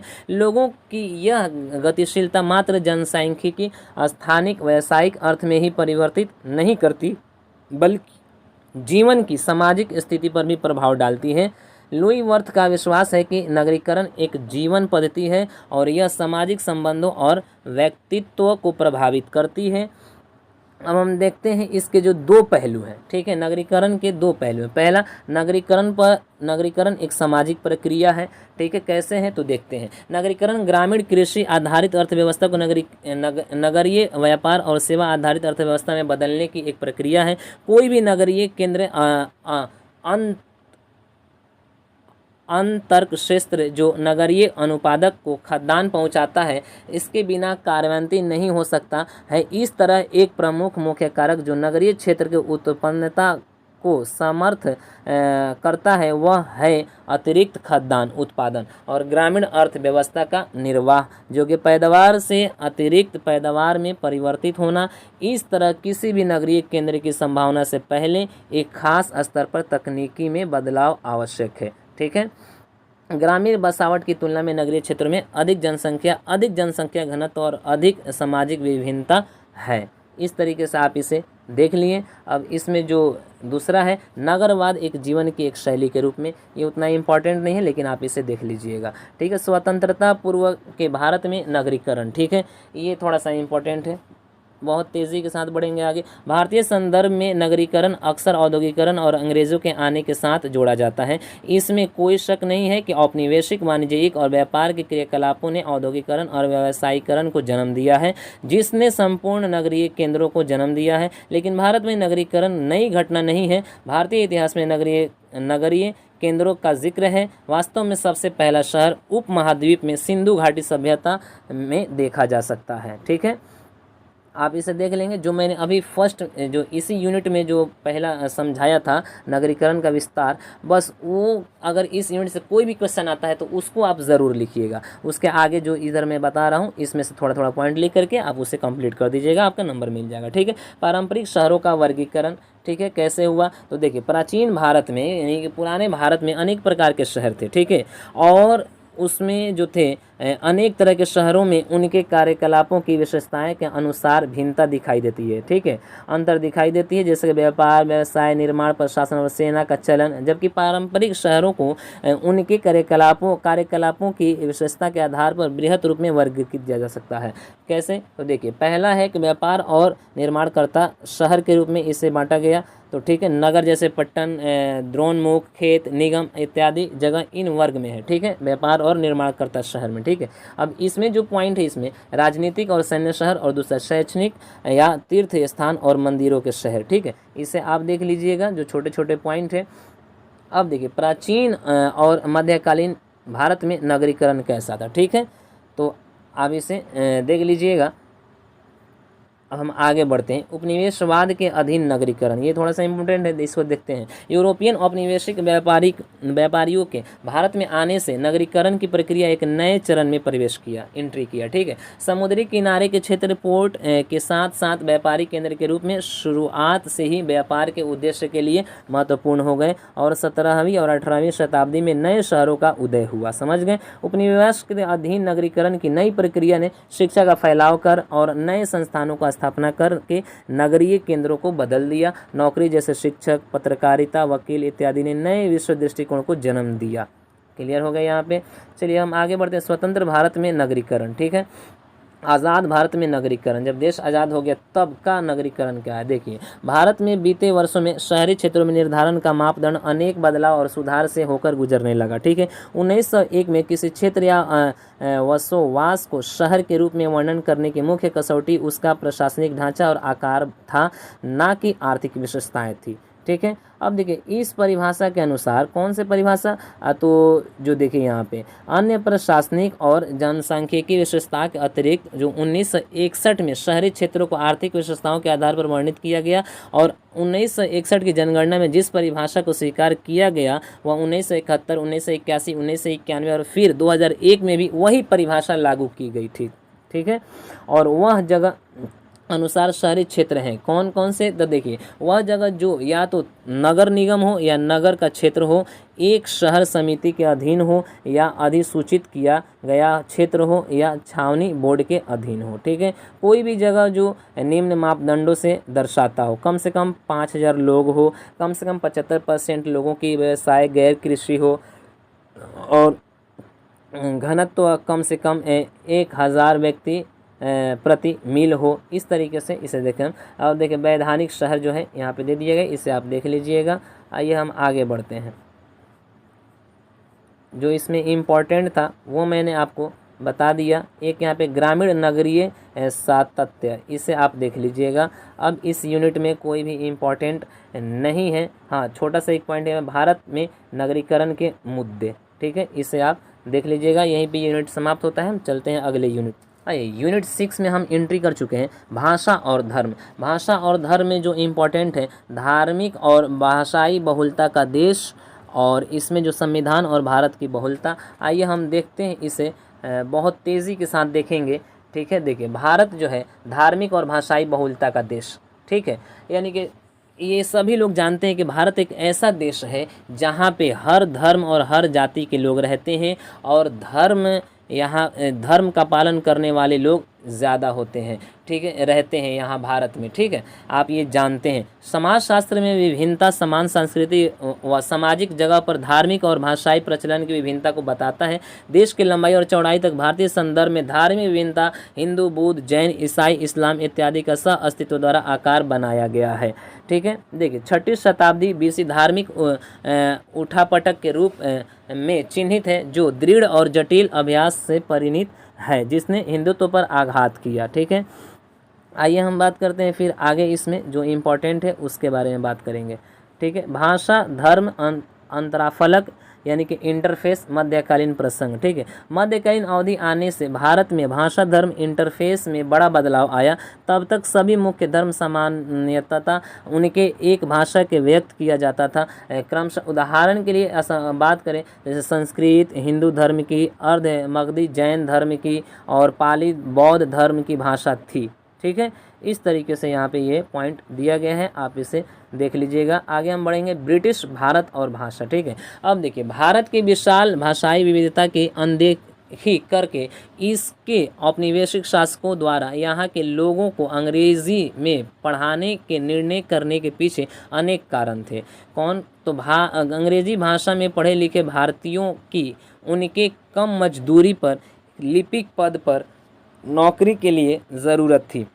बदले में इससे उसके प्रशासकीय खर्च में कमी आ गई। अंग्रेज़ी भाषा से ब्रिटिश के विश्वास पात्र भारतीय बनाने का काम भी अपेक्षित था। इस तरह से देश पर राजनीतिक और आर्थिक आधिपत्य स्थापित करने के लिए भाषा को एक औजार के रूप में उपयोग किया गया। उन लोगों ने मात्र उनको सरकारी नौकरी दी जिनको अंग्रेज़ी भाषा का ज्ञान था। इस तरह से भारतीयों को अंग्रेज़ी शिक्षा के लिए बाध्य किया गया। इससे धनी शहरी निवासी और भारतीय जनसंख्या के भीतर का गरीब के बीच वर्ग वितरण किया गया। साथ में क्षेत्रीय भिन्नता बनाया गया क्योंकि कुछ क्षेत्र ब्रिटिश के अधीन था अपेक्षाकृत दूसरे के। आगे बात समझ में।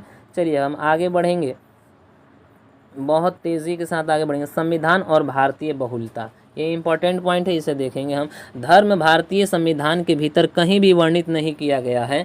ठीक है, भारत को एक धर्मनिरपेक्ष राज्य की दृष्टि के रूप में 1976 में 42वें संविधान संशोधन से किया गया, जिसमें संविधान की प्रस्तावना में सेकुलर शब्द को जोड़ा गया। लेकिन इसके बाद भी धर्मनिरपेक्ष शब्द संविधान में अपरिभाषित रहा। यद्यपि इसको ठीक करने के लिए संविधान के 45वां संशोधन विधेयक से इस शब्द को अनुच्छेद 366 में गणतंत्र के साथ जोड़कर समझने का प्रयास किया गया। इसने सुझाव दिया कि गणतंत्र को धर्मनिरपेक्ष के रूप में समझा जाए जिसमें सभी धर्मों के लिए समान आदर हो, जबकि यह सुधार राज्य परिषद द्वारा स्वीकार नहीं किया गया। आगे बात समझ में। अब देखिए धर्मनिरपेक्षता और लौकिकीकरण, ये इम्पॉर्टेंट पॉइंट है, इस बॉक्स में दिया गया है, आप इसे देख लेंगे। ठीक है, चलिए हम आगे बढ़ते हैं इसमें। आइए, भाषा राज्य की सीमाओं को पुनर्गठित करने का एक औजार के रूप में प्रयोग किया गया। ठीक है, स्वतंत्रता के समय भाषाई बहुलता हमेशा से भारत में एक महत्वपूर्ण मुद्दा रहा। ऐतिहासिक और राजनीतिक विचारों से समर्थित सांस्कृतिक व भाषाई आधार के बजाय उस समय में अस्थायी व्यवस्था के रूप में 571 राज्यों के राज्य को मिलाकर 27 राज्य बनाए गए। जैसे नीचे भाषाई बहुलता का एक निर्देशित मानचित्र दिया गया है। यहाँ देखिए, ये मानचित्र यहाँ पे दिया गया है जो कि 27 राज्य बनाए गए इसमें। ठीक है, आप इसे देख लिए और थोड़ा सा आप इसे रीड कर लेंगे, आपको समझ में आ जाएगा। जो इस यूनिट में इम्पोर्टेंट था मैंने बता दिया। अब चलते हैं अगले यूनिट में। आइए, यहाँ पे यूनिट 7 जाति और वर्ग। ठीक है, देखिए मैंने पहले भी बता दिया कि भारत में जो है जाति का बहुत महत्व है, समझ रहे हैं, बहुत ज़्यादा यहाँ पे जातीयता है। ठीक है, वर्ण और जाति।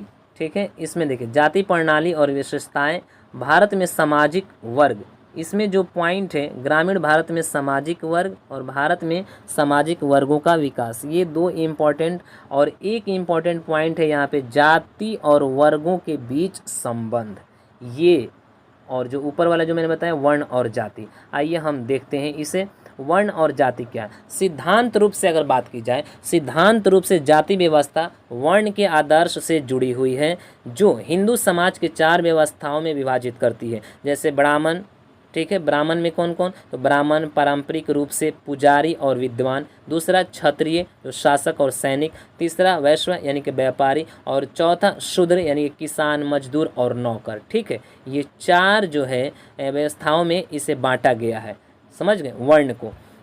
अब देखिए हम फिर देखिए जो पहली 3 जातियाँ 2 बार जन्मी, या द्विज है, क्योंकि इन जातियों के पुरुष उपनयन के वैदिक अनुष्ठान में पवित्र होने के हकदार हैं, जो शूद्रों को करने की अनुमति नहीं थी, अछूत जाति या वर्ण व्यवस्था के बाहर है। ठीक है, अब देखिए जो शब्द वर्ण का शाब्दिक अर्थ रंग है, समझ गए, और इसे मूल रूप से प्राचीन में आर्य और दास के बीच के अंतर को संबोधित करने के उपयोग किया जाता था। ठीक है, अब देखिए जातीय व्यवस्था एक अखिल भारतीय घटना है जिसे वर्ण आदर्श एक अखिल भारतीय वृहद संरचनात्मक योजना प्रदान करता है। दूसरे शब्दों में वर्ण व्यवस्था केवल एक रूपरेखा प्रदान करता है जिसके भीतर पूरे भारत में जातियों की असंख्य विविधताएं पाई जाती हैं। श्रीनिवास के अनुसार शब्द के शाब्दिक अर्थ में वर्ण साहित्य एक योजना एक पदानुक्रम है, क्योंकि कर्म कांडीय शुद्धता और प्रदूषण के मानदंड इस भेदभाव के आधार पर है। अब देखिए वर्ण व्यवस्था के अनुसार जाति की केवल 4 श्रेणियां हैं। यह व्यवस्था उन अछूतों को शामिल नहीं करती है जो पूरे भारत में समान है, लेकिन यह वास्तविकता में सही नहीं है, क्योंकि वैदिक काल के दौरान भी वैश्विक समूहों का अस्तित्व था जिन्हें वर्ण नहीं माना जाता था। हालांकि कोई यह सुनिश्चित नहीं कर सकता कि इन समूहों को जाति कहा जा सकता है या नहीं। घोरिये के अनुसार प्रत्येक भाषाई क्षेत्र में लगभग 200 जाति समूह होते हैं जो आगे उप विभाजित होते हैं, जो लगभग 3000 छोटी इकाइयों में विभाजित होते हैं, जिनमें से प्रत्येक अंतर्विवाही होता है और व्यक्ति के लिए प्रभावी सामाजिक जीवन का क्षेत्र प्रदान करता है। इसीलिए कोई यह कह सकता है कि वर्ण व्यवस्था समाज की व्यापक श्रेणियों को सबसे अधिक संदर्भित करती है। आई बात समझ में? अब देखिए जाति व्यवस्था की विशेषताएं यहाँ पे दिया गया है। देखिए पदानुक्रम, सगोत्र विवाह, अंतर्विवाह, एक वंशानुगत व्यवसाय। ठीक है, इस तरीके से इसकी विशेषताएं दी गई हैं। यहाँ पे चित्र भी दिया गया है, इससे भी आप समझ सकते हैं। ठीक है, चलिए हम आगे बढ़ेंगे बहुत तेज़ी के साथ। जाति व्यवस्था के लक्षण ये आप देख लीजिएगा, उतना इम्पोर्टेंट नहीं है इसलिए मैं इसे नहीं देख रहा। अब देखिए भारत में सामाजिक वर्ग, ये इम्पोर्टेंट है आपके एग्जाम के लिए। सामाजिक वर्ग को एक प्रकार के सामाजिक समूह के रूप में परिभाषित किया गया है, जो न तो कानूनी रूप से परिभाषित है और न ही धार्मिक रूप से स्वीकृत है। यह आमतौर पर समान सामाजिक पदों पर बैठे लोगों के समूह के रूप में परिभाषित किया गया है। धन, आय, शिक्षा, व्यवसाय वर्ग के रूप में मूल निर्धारक है। यह अपेक्षाकृत खुला है, यानी कि कोई भी जो बुनियादी मानदंडों को पूरा करता है वह इसका सदस्य बन सकता है। समझ गए? एक समाज में कई वर्ग होते हैं। इन वर्गों को मुख्य रूप से धन और आय के मामले में श्रेणीबद्ध किया गया है। धन और आय के अंतर को विभिन्न जीवन शैलियों और उपयोग पद्धति में व्यक्त किया जाता है। सामाजिक व औद्योगिक समाजों की विशिष्ट विशेषताएं हैं। आगे बात समझ में? देखिए भारत में सामाजिक वर्ग जैसा कि हम आज उन्हें देखते हैं, ब्रिटिश शासन के दौरान उनकी उत्पत्ति हुई। यह नहीं कहा जा सकता है कि वर्ग की घटना ब्रिटिश पूर्व भारतीय समाज में अनुपस्थित थी। भारतीय समाज का वर्ग आयाम ब्रिटिश काल के दौरान होने की तुलना में कम स्पष्ट था। आगे बात समझ में? चलिए हम आगे बढ़ते हैं। भारत में वर्ग निर्माण पर ब्रिटिश शासन का प्रभाव क्या पड़ा, ये बहुत इंपॉर्टेंट है, आप इसे एकदम ज़रूर देख लीजिएगा। ठीक है, आइए हम आगे बढ़ते हैं, बहुत इम्पॉर्टेंट है ये। ठीक है, कृषि परिवर्तन, इस पे प्रभाव पड़ा इसका। व्यापार और वाणिज्य पे प्रभाव पड़ा। रेलवे और उद्योगों का विकास पे प्रभाव पड़ा। राज्य और प्रशासनिक प्रणाली पे प्रभाव पड़ा, है ना। इस तरीके से हम इसे देखें। और भारत में सामाजिक वर्गों का विकास कैसे हुआ, इसे यहाँ पे दिया गया है, आप इसे देख लें। चलिए हम आगे बढ़ते हैं। ग्रामीण भारत में सामाजिक वर्ग, ये थोड़ा सा मैं इसको थोड़ा सा देख लेता हूँ। भारत में ग्रामीण क्षेत्रों के में मुख्यतः जैसे कि ज़मींदार, मालिक, किसान और कृषक और खेतीहर, मजदूर और कारीगर रहते हैं। ठीक है, इसमें आई बात समझ में? ग्रामीण भारत में सामाजिक वर्ग में। ठीक है, देखिए ज़मींदार आप ऑलरेडी जानते हैं, इसको मुझे समझाने की ज़रूरत नहीं है। मालिक, किसान, ये भी आप जानते हैं। मालिक किसान को मुख्यतः 3 श्रेणियों में विभाजित किया जा सकता है। पहला अमीर किसान, दूसरा मध्य किसान, तीसरा गरीब किसान। ठीक है, आप इसके बारे में ऑलरेडी जानते हैं। कृषक आप ये भी जानते हैं, इसको एक्सप्लेन करने की ज़रूरत नहीं है, टाइम वेस्ट करने की ज़रूरत नहीं है, बस इसे आप सिर्फ देख लीजिएगा। खेतीहर किसे कहते हैं, इसके पहले वाले जो मैंने इसका वीडियो डाला है उसमें मैंने खूब एक्सप्लेन किया है, वहाँ से भी आप जाकर के उसको देख सकते हैं। लेकिन थोड़ा सा मैं इस पर एक्सप्लेन कर दूँ। खेतीहर जो है ये छोटे छोटे पॉइंट में समझ ले पहले, ये छोटे छोटे पॉइंट में क्वेश्चन आ सकता है। जो 6 नंबर का 5 नंबर का आता है ना क्वेश्चन, उसमें अगर ये आएगा तो आप उसमें लिख दीजिएगा। ठीक है, खेतीहर मजदूर 3 प्रकार के थे। कुछ लोगों के पास अपने श्रम की बिक्री से अपनी आजीविका चलाने के अलावा ज़मीन का एक छोटा सा भूखंड था। अन्य भूमिहीन थे और अपने श्रम की बिक्री पर ही निर्भर थे।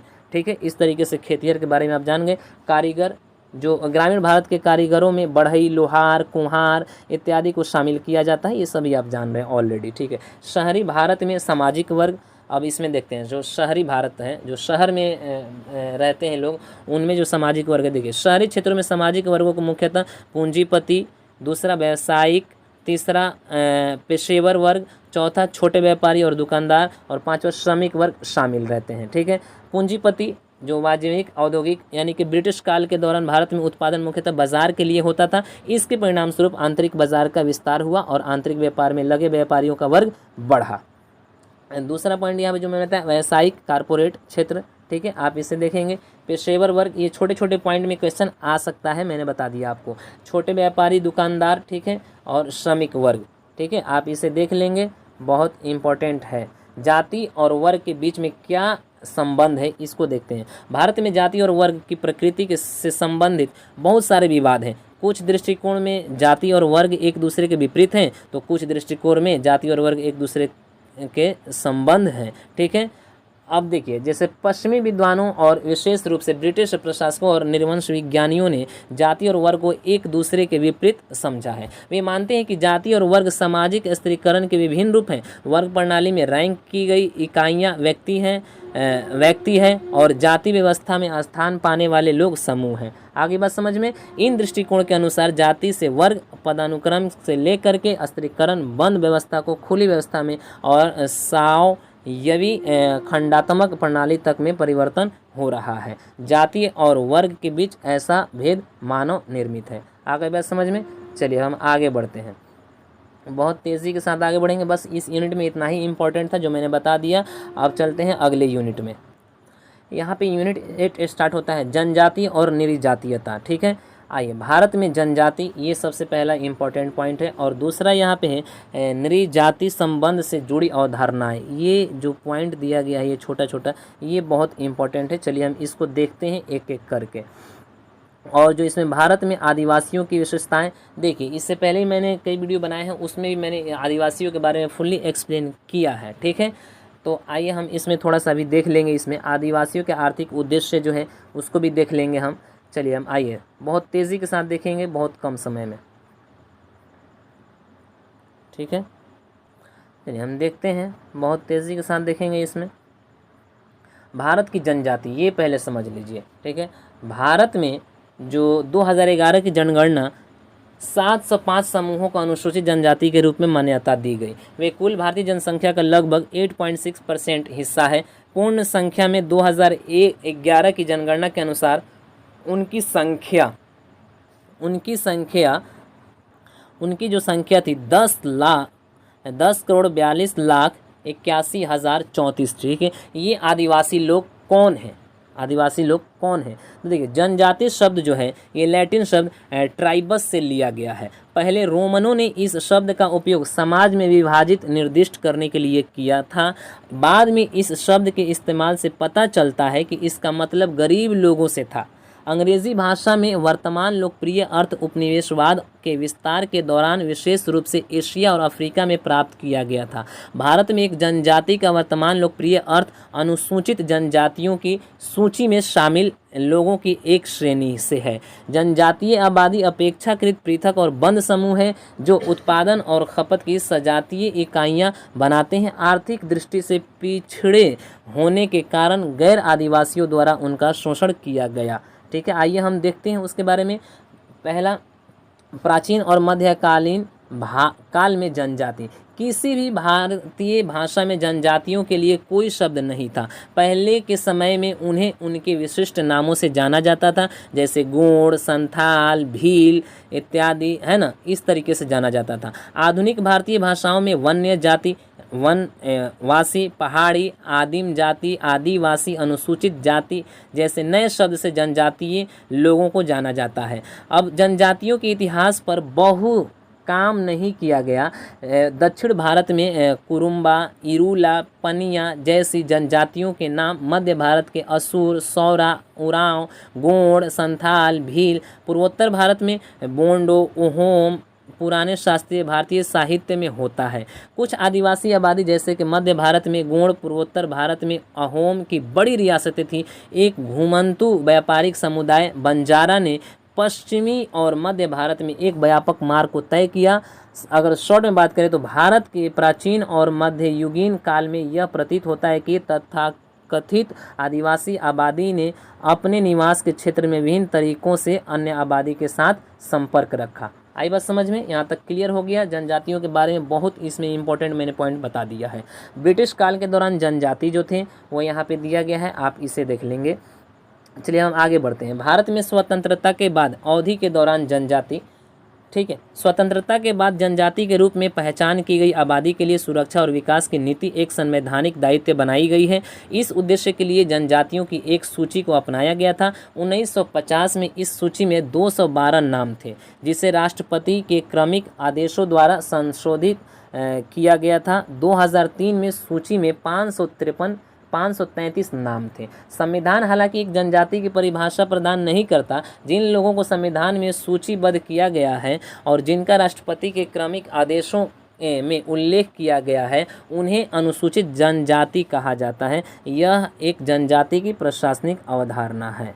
क्लियर हो गई। अब देखिए नृजातित्वता, इसमें यही दो पॉइंट बहुत इंपॉर्टेंट है, एक जनजाति एक नृजातित्वता से संबंधित अवधारणा। देखिए इस खंड में जो है नृजातिता और नृजाति और नृजाति समूह, ठीक है, नृजातीयता और नृजातीय पहचान, जातीय सीमा, बहुसंख्यक और अल्पसंख्यक समूह और धर्मांतरण, ठीक है। नृजाति और नृजाति समूह, देखिए ये क्या है, तो एथनिक शब्द ग्रीक शब्द एथनो के अर्थ राष्ट्र से लिया गया है। यह मूल रूप से उन आदिम जनजातियों का समाजों के निरूपित करने के लिए इस्तेमाल किया गया था जिन्होंने सरकार और अर्थव्यवस्था के अपने सरलीकृत रूपों के आधार पर एक राष्ट्र का गठन किया था। लेकिन समाजशास्त्री और सामाजिक मानववैज्ञानिक पूर्व औपनिवेशिक और बहुवचन समाजों के अपने अध्ययन के आधार पर नृजाति शब्द का व्यापक अर्थ में उपयोग करते हैं। देखिए नृजाति समूह इसलिए एक सांस्कृतिक समूह के रूप में परिभाषित किया गया है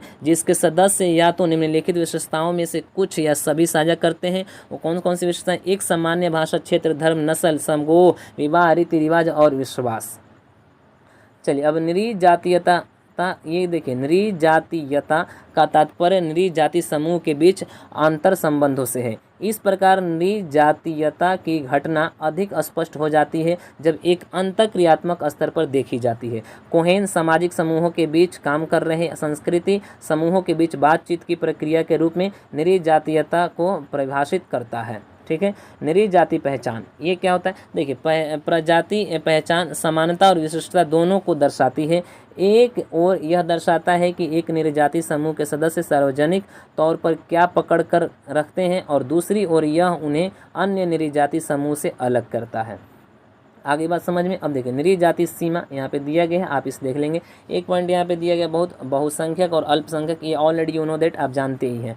चलिए हम आगे बढ़ते हैं। इसमें भारत में आदिवासियों की विशेषताएं क्या हैं? तो देखिए इसमें जो कुछ विशेषताएं जैसे कि भौगोलिक वितरण, ठीक है, पूरे देश में जनजातियों के व्यापक वितरण को ध्यान में रखते हुए उन्हें व्यापक भौगोलिक क्षेत्र में समूहित करना आवश्यक है। पारिस्थितिकी आधार पर उन्हें 5 अलग अलग क्षेत्रों में वर्गीकृत किया जा सकता है। हिमालयी क्षेत्र, और दूसरा है यहाँ पे मध्य भारत, तीसरा है पश्चिमी भारत, चौथा है दक्षिणी भारत और पांचवा है आपका दक्षिणी भारत क्षेत्र इटेसी, और पांचवा है द्वीप क्षेत्र। आगे बात समझिए। अब देखिए प्रजातीय और भाषाई संबंध क्या है, यहाँ पे दिया गया है, आप इसे देख लेंगे, ठीक है, जो कि एग्जाम के लिए बहुत इंपॉर्टेंट है। भाषाई जुड़ाव यहाँ पे दिया गया, उतना इंपॉर्टेंट नहीं है। जनसांख्यिकी विशेषताएं, ये थोड़ा सा आप देख लीजिएगा। चलिए हम आगे बढ़ते हैं। इस यूनिट में पुल और बफर मध्यवर्ती की भूमिका, इसे थोड़ा सा देख लीजिएगा आप।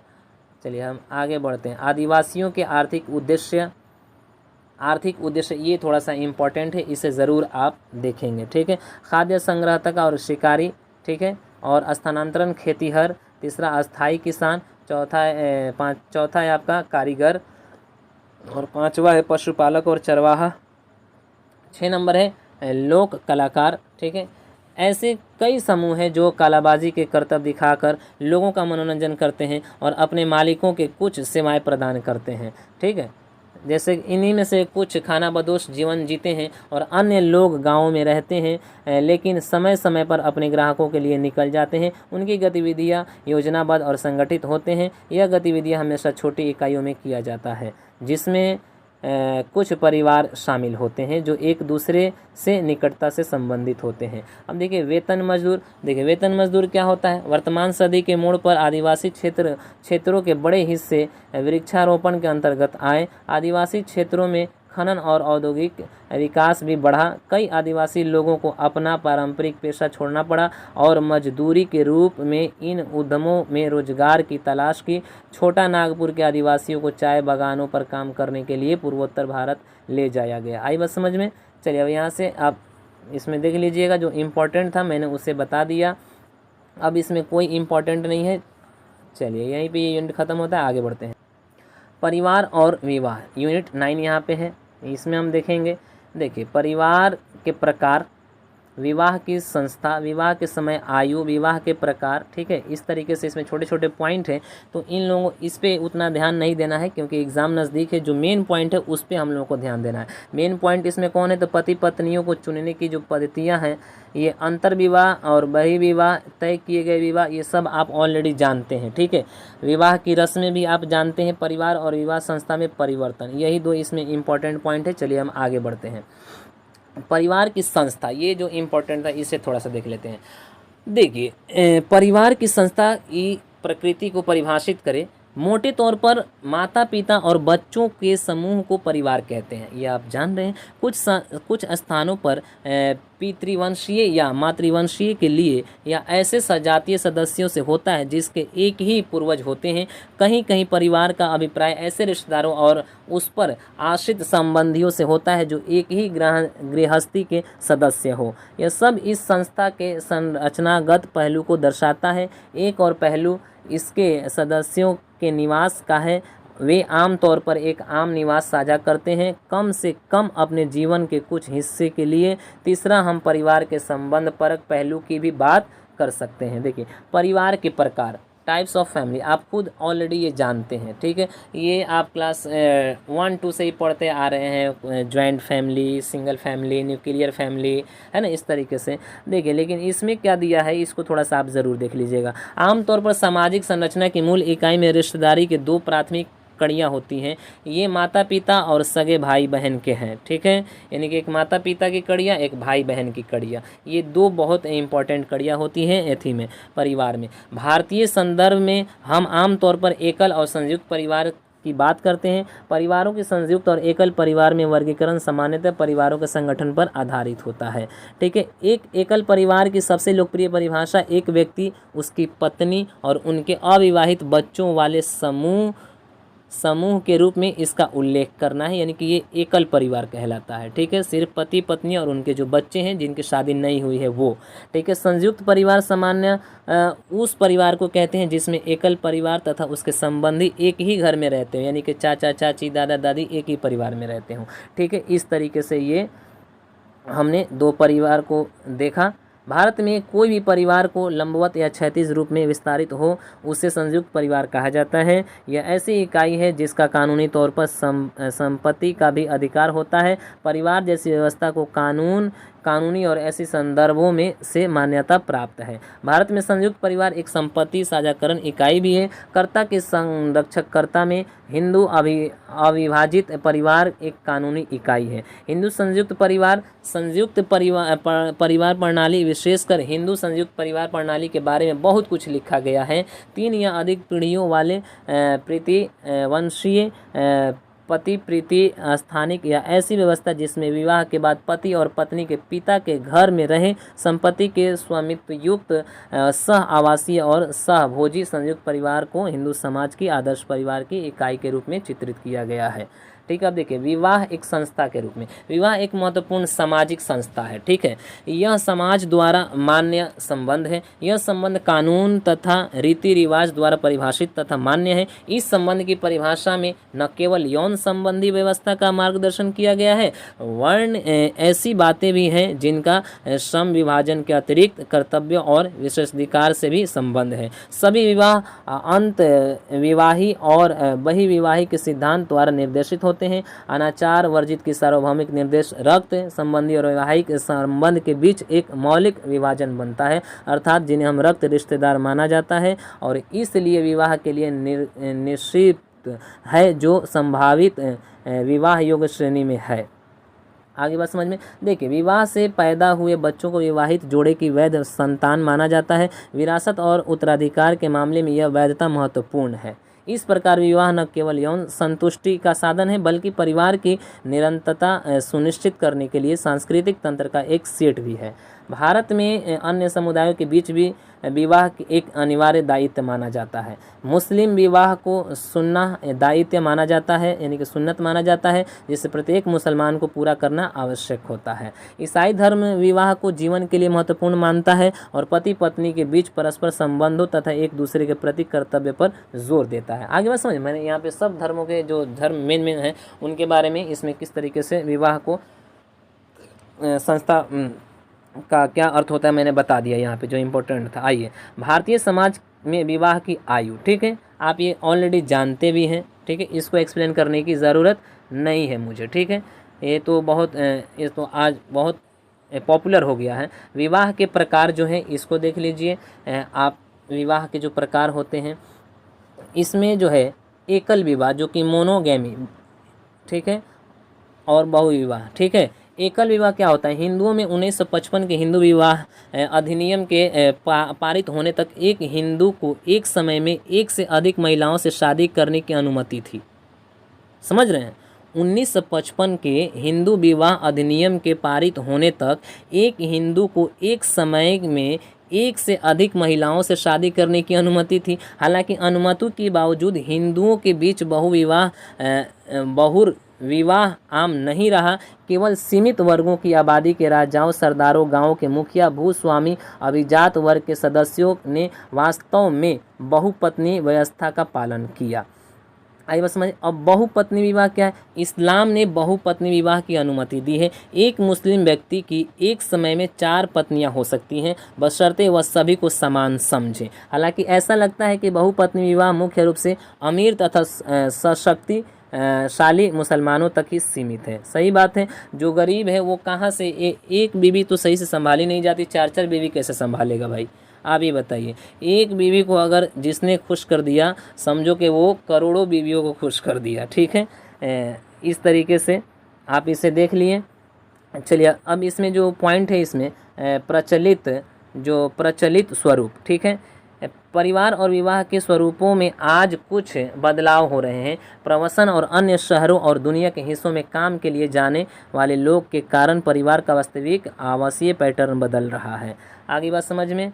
चलिए हम आगे बढ़ते हैं। पति पत्नी चुनने की पद्धतियां भी होती हैं, जिसको हम लोग देखते हैं। अंतर्विवाह। भारत में पति या पत्नी के चयन की 3 महत्वपूर्ण विशेषताएं हैं, जहाँ विवाह प्राथमिकता के बदले निर्देश पर आधारित है। ठीक है, विवाह के निर्देशित नियम आमतौर पर अपेक्षाकृत बंद समाजों की विशेषता है। ठीक है, देखिए अंतर्विवाह, ठीक है, आप यहाँ पे दे दिया गया है, आप इसे देख लीजिएगा। चलिए हम आगे बढ़ते हैं, बहुत तेज़ी के साथ आगे बढ़ेंगे। अनुलोम विवाह, इसे भी आप देख लीजिएगा। अब देखिए बहिर्विवाह, ये इम्पोर्टेंट है। देखिए बहिर्विवाह के नियम अंतर्विवाह नियमों के पूरक हैं। इन नियमों के अनुसार कुछ के समूहों के बीच विवाह निषेध है। उत्तर भारत में गांव के भीतर पैदा होने वाली लड़की को गांव की बेटी माना जाता है और इसीलिए वह अपने गांव के लड़के से शादी नहीं कर सकती। इस प्रकार गांव यहाँ बहिर्विवाही इकाई का रूप ले लेता है। दक्षिण भारत में व्यक्ति की अपनी पीढ़ी में बहिर्विवाह इकाई की परिभाषा में उस व्यक्ति के अपने बहन भाई और सगे वर्गात्मक चचेरे मौसेरे भाई बहन आते हैं। इन लोगों से विवाह निषेध है। ठीक है, अब बहिर्गेत्र विवाह यहाँ पे दिया गया है, आप इसे देख लीजिएगा। संपीड़ दिया गया है। तय किए गए विवाह, ये तो ऑलरेडी आप जानते ही हैं। चलिए, विवाह की जो रस्में हैं ये खुद आप जानते हैं, इसको समझाने की ज़रूरत नहीं है, टाइम वेस्ट करने की ज़रूरत नहीं है, टाइम इज़ मनी, राइट। चलिए, इसमें जो मैंने मेन पॉइंट था वो मैंने बता दिया। अनुलोम विवाह, फिर से बहिर्विवाह, अंतर्विवाह, ये इम्पोर्टेंट था। इसमें परिवार और विवाह में परिवर्तन, ये आप इसे देख लीजिएगा अच्छे तरीके से। मैं थोड़ा सा स्क्रॉल कर दे रहा हूँ। नगरीकरण, ये पहले ही मैंने बता दिया। अब देखिए, चलिए, विवाह के हाल में रुझान, अब इस यूनिट में इतना ही था। अब यहाँ से 10 यूनिट स्टार्ट होता है नातेदारी, ठीक है। नातेदारी आप ये भी जानते हैं, नातेदारी की परिभाषा, नातेदारी के आयाम। उत्तर भारत में नातेदारी, नातेदारी समूह, नातेदारी शब्दावली, ठीक है, सब यहाँ पे दिया गया है। छोटे छोटे पॉइंट है, ठीक है, लेकिन जो इसमें इम्पॉर्टेंट पॉइंट है ये नातेदारी की परिभाषा और जो नातेदारों के बीच उपहारों का औपचारिक आदान प्रदान। इससे मुझे नहीं लगता है कि मतलब इसमें ज़्यादा क्वेश्चन आए, लेकिन इसमें से एक मेन पॉइंट यहाँ बन रहा है विवाह नियम, ठीक है, ये बहुत इम्पॉर्टेंट है, इसे आप देख लीजिएगा। उत्तर पूर्व और दक्षिण पश्चिम भारत में मातृवंशीय समुदायों में नातेदारी संगठन, ठीक है। आइए हम देखते हैं नातेदारी की परिभाषा क्या है। देखिए, नातेदारी पद्धति रिश्तेदारों के एक समूह को संदर्भित करती है जो या तो रक्त संबंध के आधार पर या विवाह संबंध के आधार पर रिश्तेदारों के रूप में पहचाने जाते हैं। यही ना दो तरीका है, या तो हम किसी से शादी कर लेते हैं तब उससे नाता बन जाता है, या जो हमारे खून के होते हैं, यानी कि हमारे भाई हो गए, हमारी बहन हो गई, है ना, इस तरीके से नातेदारी बनती है। देखिए, समाज शास्त्र में सभी रक्त संबंधों को एक तकनीकी शब्द समरक्तता द्वारा जाना जाता है। इसी तरह विवाह के माध्यम से सभी रिश्तों को विवाह संबंधी का शब्द दिया जाता है, ठीक है। जैसे एग्जाम्पल की बात करें तो माँ और बेटे, बेटी बहन और भाई बहन, पिता और बेटे बेटी के बीच रिश्ते समरक्त हैं, संबंध है, जबकि पिता सास और बेटी दामाद के बीच विवाह संबंध है। आई बात समझ में। यह इन संबंधों की सामाजिक मान्यता प्रत्यक्ष जैविक संबंधों की तुलना में अधिक महत्वपूर्ण है। नातेदारी के आयाम देखिए, उत्तर और दक्षिण भारत में पाई गई नातेदारी पद्धतियों की विशेषताएं पर चर्चा करने के लिए निम्नलिखित पहलुओं पर विचार करना बहुत ज़रूरी है। पहला, नातेदारी समूह, ठीक है। नातेदारी समूह यानी कि नातेदार का निर्माण सामाजिक समूह के उत्तराधिकार और असीमता के लिए करते हैं और एक समूह की सीमा वंश के सिद्धांत के द्वारा प्रदान किया जाता है। दूसरा, नातेदारी शब्दावली, ये छोटे छोटे पॉइंट है, ये आपको समझ में आ जाएगा, सिर्फ एक बार रीडिंग इसको मार दीजिए बस। अब देखिए, उत्तर भारत में नातेदारी प्रणाली, ये थोड़ा सा देख लीजिएगा, और नातेदारी समूह, ये बहुत इंपॉर्टेंट है, इसे आप ज़रूर देख लीजिएगा। बहुत छोटा छोटा पॉइंट है। कुलह क्या होता है, ठीक है। वंश एक बहुमुखी इकाई है, अर्थात एक ही वंश का लड़का और लड़की विवाह नहीं कर सकते। एक बड़ी बहिर्विवाह श्रेणी को कुल कहा जाता है, समझ गए। अब देखिए, जाति और उपजाति क्या होता है, ये तो आप पहले से ही जान रहे हैं। चलिए हम आगे बढ़ते हैं। नातेदारी शब्दावली, देखिए, विभिन्न नातेदारी शब्दावली की तुलना और विश्लेषण हमें नातेदारी संरचना, उसके ढांचे, प्रत्येक शब्द से जुड़े व्यवहार को समझने में मदद करता है। दूसरे शब्दों में नातेदारी शब्द हमारे सामाजिक रिश्ते के लिए संदर्भ और मुहावरा प्रदान करते हैं। कई बार एक ही नातेदारी शब्द का इस्तेमाल अलग अलग संदर्भों में अलग अलग अर्थों को दर्शाने के लिए किया जाता है। यही कारण है कि नातेदारी की शब्दावली का अध्ययन भाषा और संस्कृति के अध्ययन के साथ निकटता से जुड़ा हुआ है। चलिए, अब यहाँ पे देखिए दिया गया है उत्तर भारतीय नातेदारी की वर्णनात्मक प्रकृति और नातेदारी शब्दावली सामाजिक व्यवहार को दर्शाता है। ये छोटा छोटा पॉइंट है, आप इसे देख लीजिएगा। विवाह नियम जो है, उत्तर भारत के संदर्भ में हम पाते हैं कि लोग जानते हैं कि किससे शादी नहीं करनी है। समाजशास्त्रीय दृष्टि से यही बात यह कहकर व्यक्त की जा सकती है कि उत्तर भारत में विवाह के निषेधात्मक नियम हैं। हम यह भी कह सकते हैं कि विवाह को एक निर्धारित सीमा के बाहर ही अनुमति है, ठीक है। इसमें क्या सीमा या बहिर्विवाह का नियम क्या है, इसे देखिए। पहला है गोत्र बहिर्विवाह, दूसरा है चतुर्गोत्रीय सीमा का नियम, ठीक है। आप इसे एक एक करके देख लीजिएगा। उपजाति के भीतर विवाह, ठीक है। ये छोटे छोटे पॉइंट है, आप इसे देख लीजिएगा। चलिए हम आगे बढ़ते हैं। दक्षिण भारत में नातेदारी प्रणाली, ये सब उसी तरीके से दिया गया है, थोड़ा सा चेंजेस करके, ठीक है। नातेदारी समूह, ये पहले भी मैंने बता दिया। चलिए हम आगे बढ़ते हैं। नातेदारी शब्दावली, अब इसमें से ज़्यादा क्वेश्चंस आएंगे नहीं उतने जो मैंने बताया। विवाह नियम, जो कि दक्षिण भारत में नातेदारी व्यवस्था विवाह के सकारात्मक नियम है। इसका ये अर्थ यह है कि विवाह में एक खास तरह के संबंध की वरीयता स्पष्ट रूप से बताई गई है और उनका पालन किया जाता है। अधिमान्य विवाह नियमों के 3 प्रकार होते हैं। पहला, दक्षिण भारत में अनेक जातियों में पहले वरीयता अपनी बड़ी बहन की बेटी से विवाह को पहली अधिमान्यता दी जाती है। दूसरा अधिमान्य विवाह तीसरे प्रकार का अधिमान्य विवाह है अपने मामा की पुत्री से विवाह करना। आई बात समझ में। वैवाहिक गठबंधनों के संबंध प्रतिबंध, इसे आप देख लेंगे। नातेदारों के बीच उपहारों और औपचारिक आदान प्रदान, ये आप देख लें, छोटे छोटे पॉइंट हैं। चलिए हम आगे बढ़ते हैं। उत्तर पूर्व भारत में मातृवंशीय समूह, ये थोड़ा सा देख लीजिए, इम्पोर्टेंट है। उत्तर पूर्व में मुख्य रूप से मेघालय और असम के राज्यों में गारो और खासी द्वारा मातृवंश का प्रतिनिधित्व किया जाता है। अब इन 2 समूह में से प्रत्येक नातेदारी संगठन की व्यापक विशेषता है। पहला, गारो। ठीक है, गारो क्या होता है? तो देखिए, मुख्यतः मेघालय राज्य में पाई जाने वाली गारो जनजातियों के पुत्रियों द्वारा स्थापित घर बार की व्यवस्था से मातृवंश परंपरा का पता चलता है। ठीक, अब देखिए दूसरा है खासी। खासी मातृवंशी जनजाति है जो मेघालय की पहाड़ियों में रहती है। इस जनजाति के लोग वंश क्रम का निर्धारण मातृवंश परंपरा से करते हैं। इसका मतलब यह है कि वे माँ के माध्यम से अपने वंश का पता लगाते हैं। विरासत और उत्तराधिकारी भी माँ के माध्यम से ही है। शादी के बाद निवास मातृ स्थानिक होता है। इसका अर्थ यह है कि शादी के बाद एक आदमी अपनी पत्नी के माता पिता के साथ रहता है। खासी के बहिर्विवाह कुल है, अर्थात एक कुल के 2 व्यक्ति एक दूसरे से शादी नहीं करते हैं। चलिए आगे बढ़ते हैं। दक्षिण पश्चिम भारत में मातृवंशीय समूह, ठीक है, नायर उदाहरण दिया गया है, आप इसे देख लेंगे। ठीक है, चलिए हम आगे बढ़ते हैं। जो इसमें इम्पोर्टेंट था, लक्षद्वीप के मातृवंशीय मुसलमान। ठीक है, जो इसमें इम्पोर्टेंट था मैंने बता दिया। अब बच गया है लास्ट यूनिट, आइए इसको भी बहुत तेज़ी के साथ देखते हैं। वर्ग, सत्ता और असमानता, यूनिट 11 है इसमें। अब देखिए इसमें जो मेन पॉइंट आपके बन रहे हैं, वर्ग बोध यानी प्रासंगिकता और निहितार्थ। ठीक है, ये एक पॉइंट बन रहा है। और दूसरा कृषि वर्ग संरचना, तीसरा नगरीय भारत में विभिन्न भिन्नताएँ, ये उतना इम्पोर्टेंट नहीं है। राष्ट्रवादी दृष्टिकोण औपनिवेशिक नीति का जवाब, ये इम्पोर्टेंट है आपके एग्जाम के लिए। आइए देखते हैं बहुत तेज़ी के साथ। ठीक है, वर्ग बोध, प्रासंगिकता और निहितार्थ। भारतीय समाज एक अत्यधिक स्त्रीकृत समाज है। कई धुरियाँ हैं जो भारतीय समाज के विभाजन और पदानुक्रम में योगदान करती है, जिनमें जाति और वर्ग आधारभूत सामान्य प्रवृत्ति भारत को आमतौर पर जाति समाज के रूप में अध्ययन करने की रही है। हालांकि भारतीय समाज में वर्ग, सत्ता और असमानता का एक महत्वपूर्ण आधार है, इसीलिए चिंतन की आवश्यकता है। ठीक है, भारतीय समाज में स्त्रीकरण और पद वितरण के आधार के रूप में जाति की तुलना में वर्ग का महत्व हाल ही में आया है।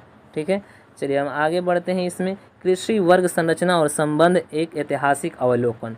ठीक है, औपनिवेशिक भूमि नीति और कृषि असमानता। ठीक है, आइए देखते हैं। देखिए, विविधतापूर्ण कार्यों से संकेत मिलता है कि स्वतंत्रता के बाद भारत में कृषि समाज में प्रचलित वर्ग आधारित असमानता और अपदानुक्रम औपनिवेशिक सरकार की नीतियों और कार्य प्रणालियों का एक परिणाम है। PC जोशी ने कहा कि भारत की पूर्व विद्रोह काल में कृषि नीति वैज्ञानिक बौद्धिक समझ के बजाय औपनिवेशिक सरकार के राजनीतिक हित को दर्शाती है। रॉयल कमीशन ऑन एग्रीकल्चर की रिपोर्ट, जिसे 1928 में नियुक्त किया गया था, अकाल आयोग, जो कृषि समस्या के प्रति केवल सहानुभूति दिखाता है, और प्रकाशित की गई आधिकारिक पूर्व विद्रोही दस्तावेजों के साथ निरंतरता थी। इसने कई महत्वपूर्ण क्षेत्रों जैसे भू स्वामित्व, भूमि की किराएदारी और भू राजस्व का मूल्यांकन और सिंचाई शुल्क को छोड़ दिया। चलिए, ज़मींदारी और रैयतवारी व्यवस्था, ये आप पहले से जान रहे हैं, थोड़ा सा इसे रीड कर लीजिएगा, समझ में आ जाएगा। आइए हम आगे बढ़ते हैं। राष्ट्रवादी दृष्टिकोण औपनिवेशिक नीति का प्रतिक्रिया। ठीक है, इसे आप थोड़ा सा देख लीजिएगा। बहुत तेज़ी के साथ इस वीडियो को ख़त्म करना है, इसलिए मैं तेज़ी में हूँ। ये सिर्फ एग्ज़ाम के लिए वीडियो बनाया जा रहा है इसको। और देखिए, इन समझदार के इए इशारा ही काफ़ी होता है। मैं थोड़ा सा पॉइंट क्लियर कर दूंगा, आप उससे रिलेटेड जो कुछ भी लिख दीजिएगा उसी से रिलेटेड होना चाहिए। जो कुछ भी लिख दीजिएगा आपका आंसर मिल जाएगा और आपका नंबर भी मिल जाएगा। आगे बात समझ में। चलिए हम आगे बढ़ते हैं। कृषक वर्ग संरचना और वर्ग संबंध, यहाँ देखिए, अब इसमें जो नगरीय भारत में वर्ग भेद, आइए देखते हैं। वर्ग असमानता और आय और धन का विभेदीकरण एक घटना है जो न केवल कृषि प्रधान भारत के लिए सच है, नगरीय क्षेत्रों में ग्रामीण क्षेत्रों की तरह ही व्यवसाय और आय आधारित भेद स्पष्ट है। इस प्रकार नगरीय भारत के पूंजीपतियों और मजदूर वर्ग द्वारा दी गई आर्थिक भिन्नता और पदानुक्रमित स्थिति कृषि प्रधान समाज में जमींदारों और भूमिहीन मजदूरों के साथ काफ़ी हद तक एक जैसी है। यह वर्ग आधारित भेदों और विविधताओं के सार्वभौमिक चरित्र को पुष्ट करता है, जो हमें नगरीय वर्गों पर एक विस्तृत विस्तार करने की आवश्यकता से छूट देता है। सामाजिक वर्गों के प्रकार, देखिए सामाजिक वर्गों के प्रकार क्या है। मोटे तौर पर निम्नलिखित सामाजिक वर्ग नगरीय भारत के विशिष्ट हैं। पहले औद्योगिकरण यानी पूंजीपति वर्ग, ठीक है, इसको मैं पहले ही बताया हूँ। यह वर्ग पहले से मौजूद व्यापारी वर्ग में औपनिवेशिक शासन के दौरान विकसित हुआ। आर्थिक और सामाजिक रूप से यह सबसे मजबूत है। स्वतंत्रता के बाद कृषि, उद्योग और व्यापार जैसे प्रमुख क्षेत्र निजी व्यक्तियों के लिए छोड़ दिए गए थे। अब देखिए सफ़ेद पोश श्रमिक वर्ग, ये बहुत इंपॉर्टेंट है आपके एग्जाम के लिए। देखिए वर्ग का गठन प्रशासनिक, प्रबंधकीय और अन्य सेवा संबंधी कार्यों में लगे सभी लोगों द्वारा किया जाता है। पेशेवर प्रबंधक, इंजीनियर, डॉक्टर, वकील, शिक्षक, नौकरशाह सफ़ेद पोश कर्मी हैं। संक्षेप में सफ़ेद पोश श्रमिक वर्ग और गैर हस्तचालित और मानसिक श्रमिकों का वर्ग है। सफ़ेद कॉलर वर्ग के सदस्यों के शैक्षिक अर्हता, तकनीकी योग्यता और विशेषता उन्हें नगरीय भारत में कुशल कार्यबल का हिस्सा बनाती है। यहाँ तक छोटे उद्यमी जो है यहाँ पे दे दिया गया। श्रमिक वर्ग, जो कि नगरीय भारत में श्रमिक वर्ग का गठन हाथ से काम करने वाले और नीला पोश श्रमिकों द्वारा किया जाता है, जो अर्ध कुशल और अकुशल नौकरियां करते हैं। मजदूर वर्ग मजदूरी के बदले अपनी श्रम शक्ति को समय या उत्पादन की विभिन्न मात्रा में बेचता है। मजदूर वर्ग में वे लोग शामिल हैं जो पूरी तरह से अधीनस्थ भूमिका में हैं।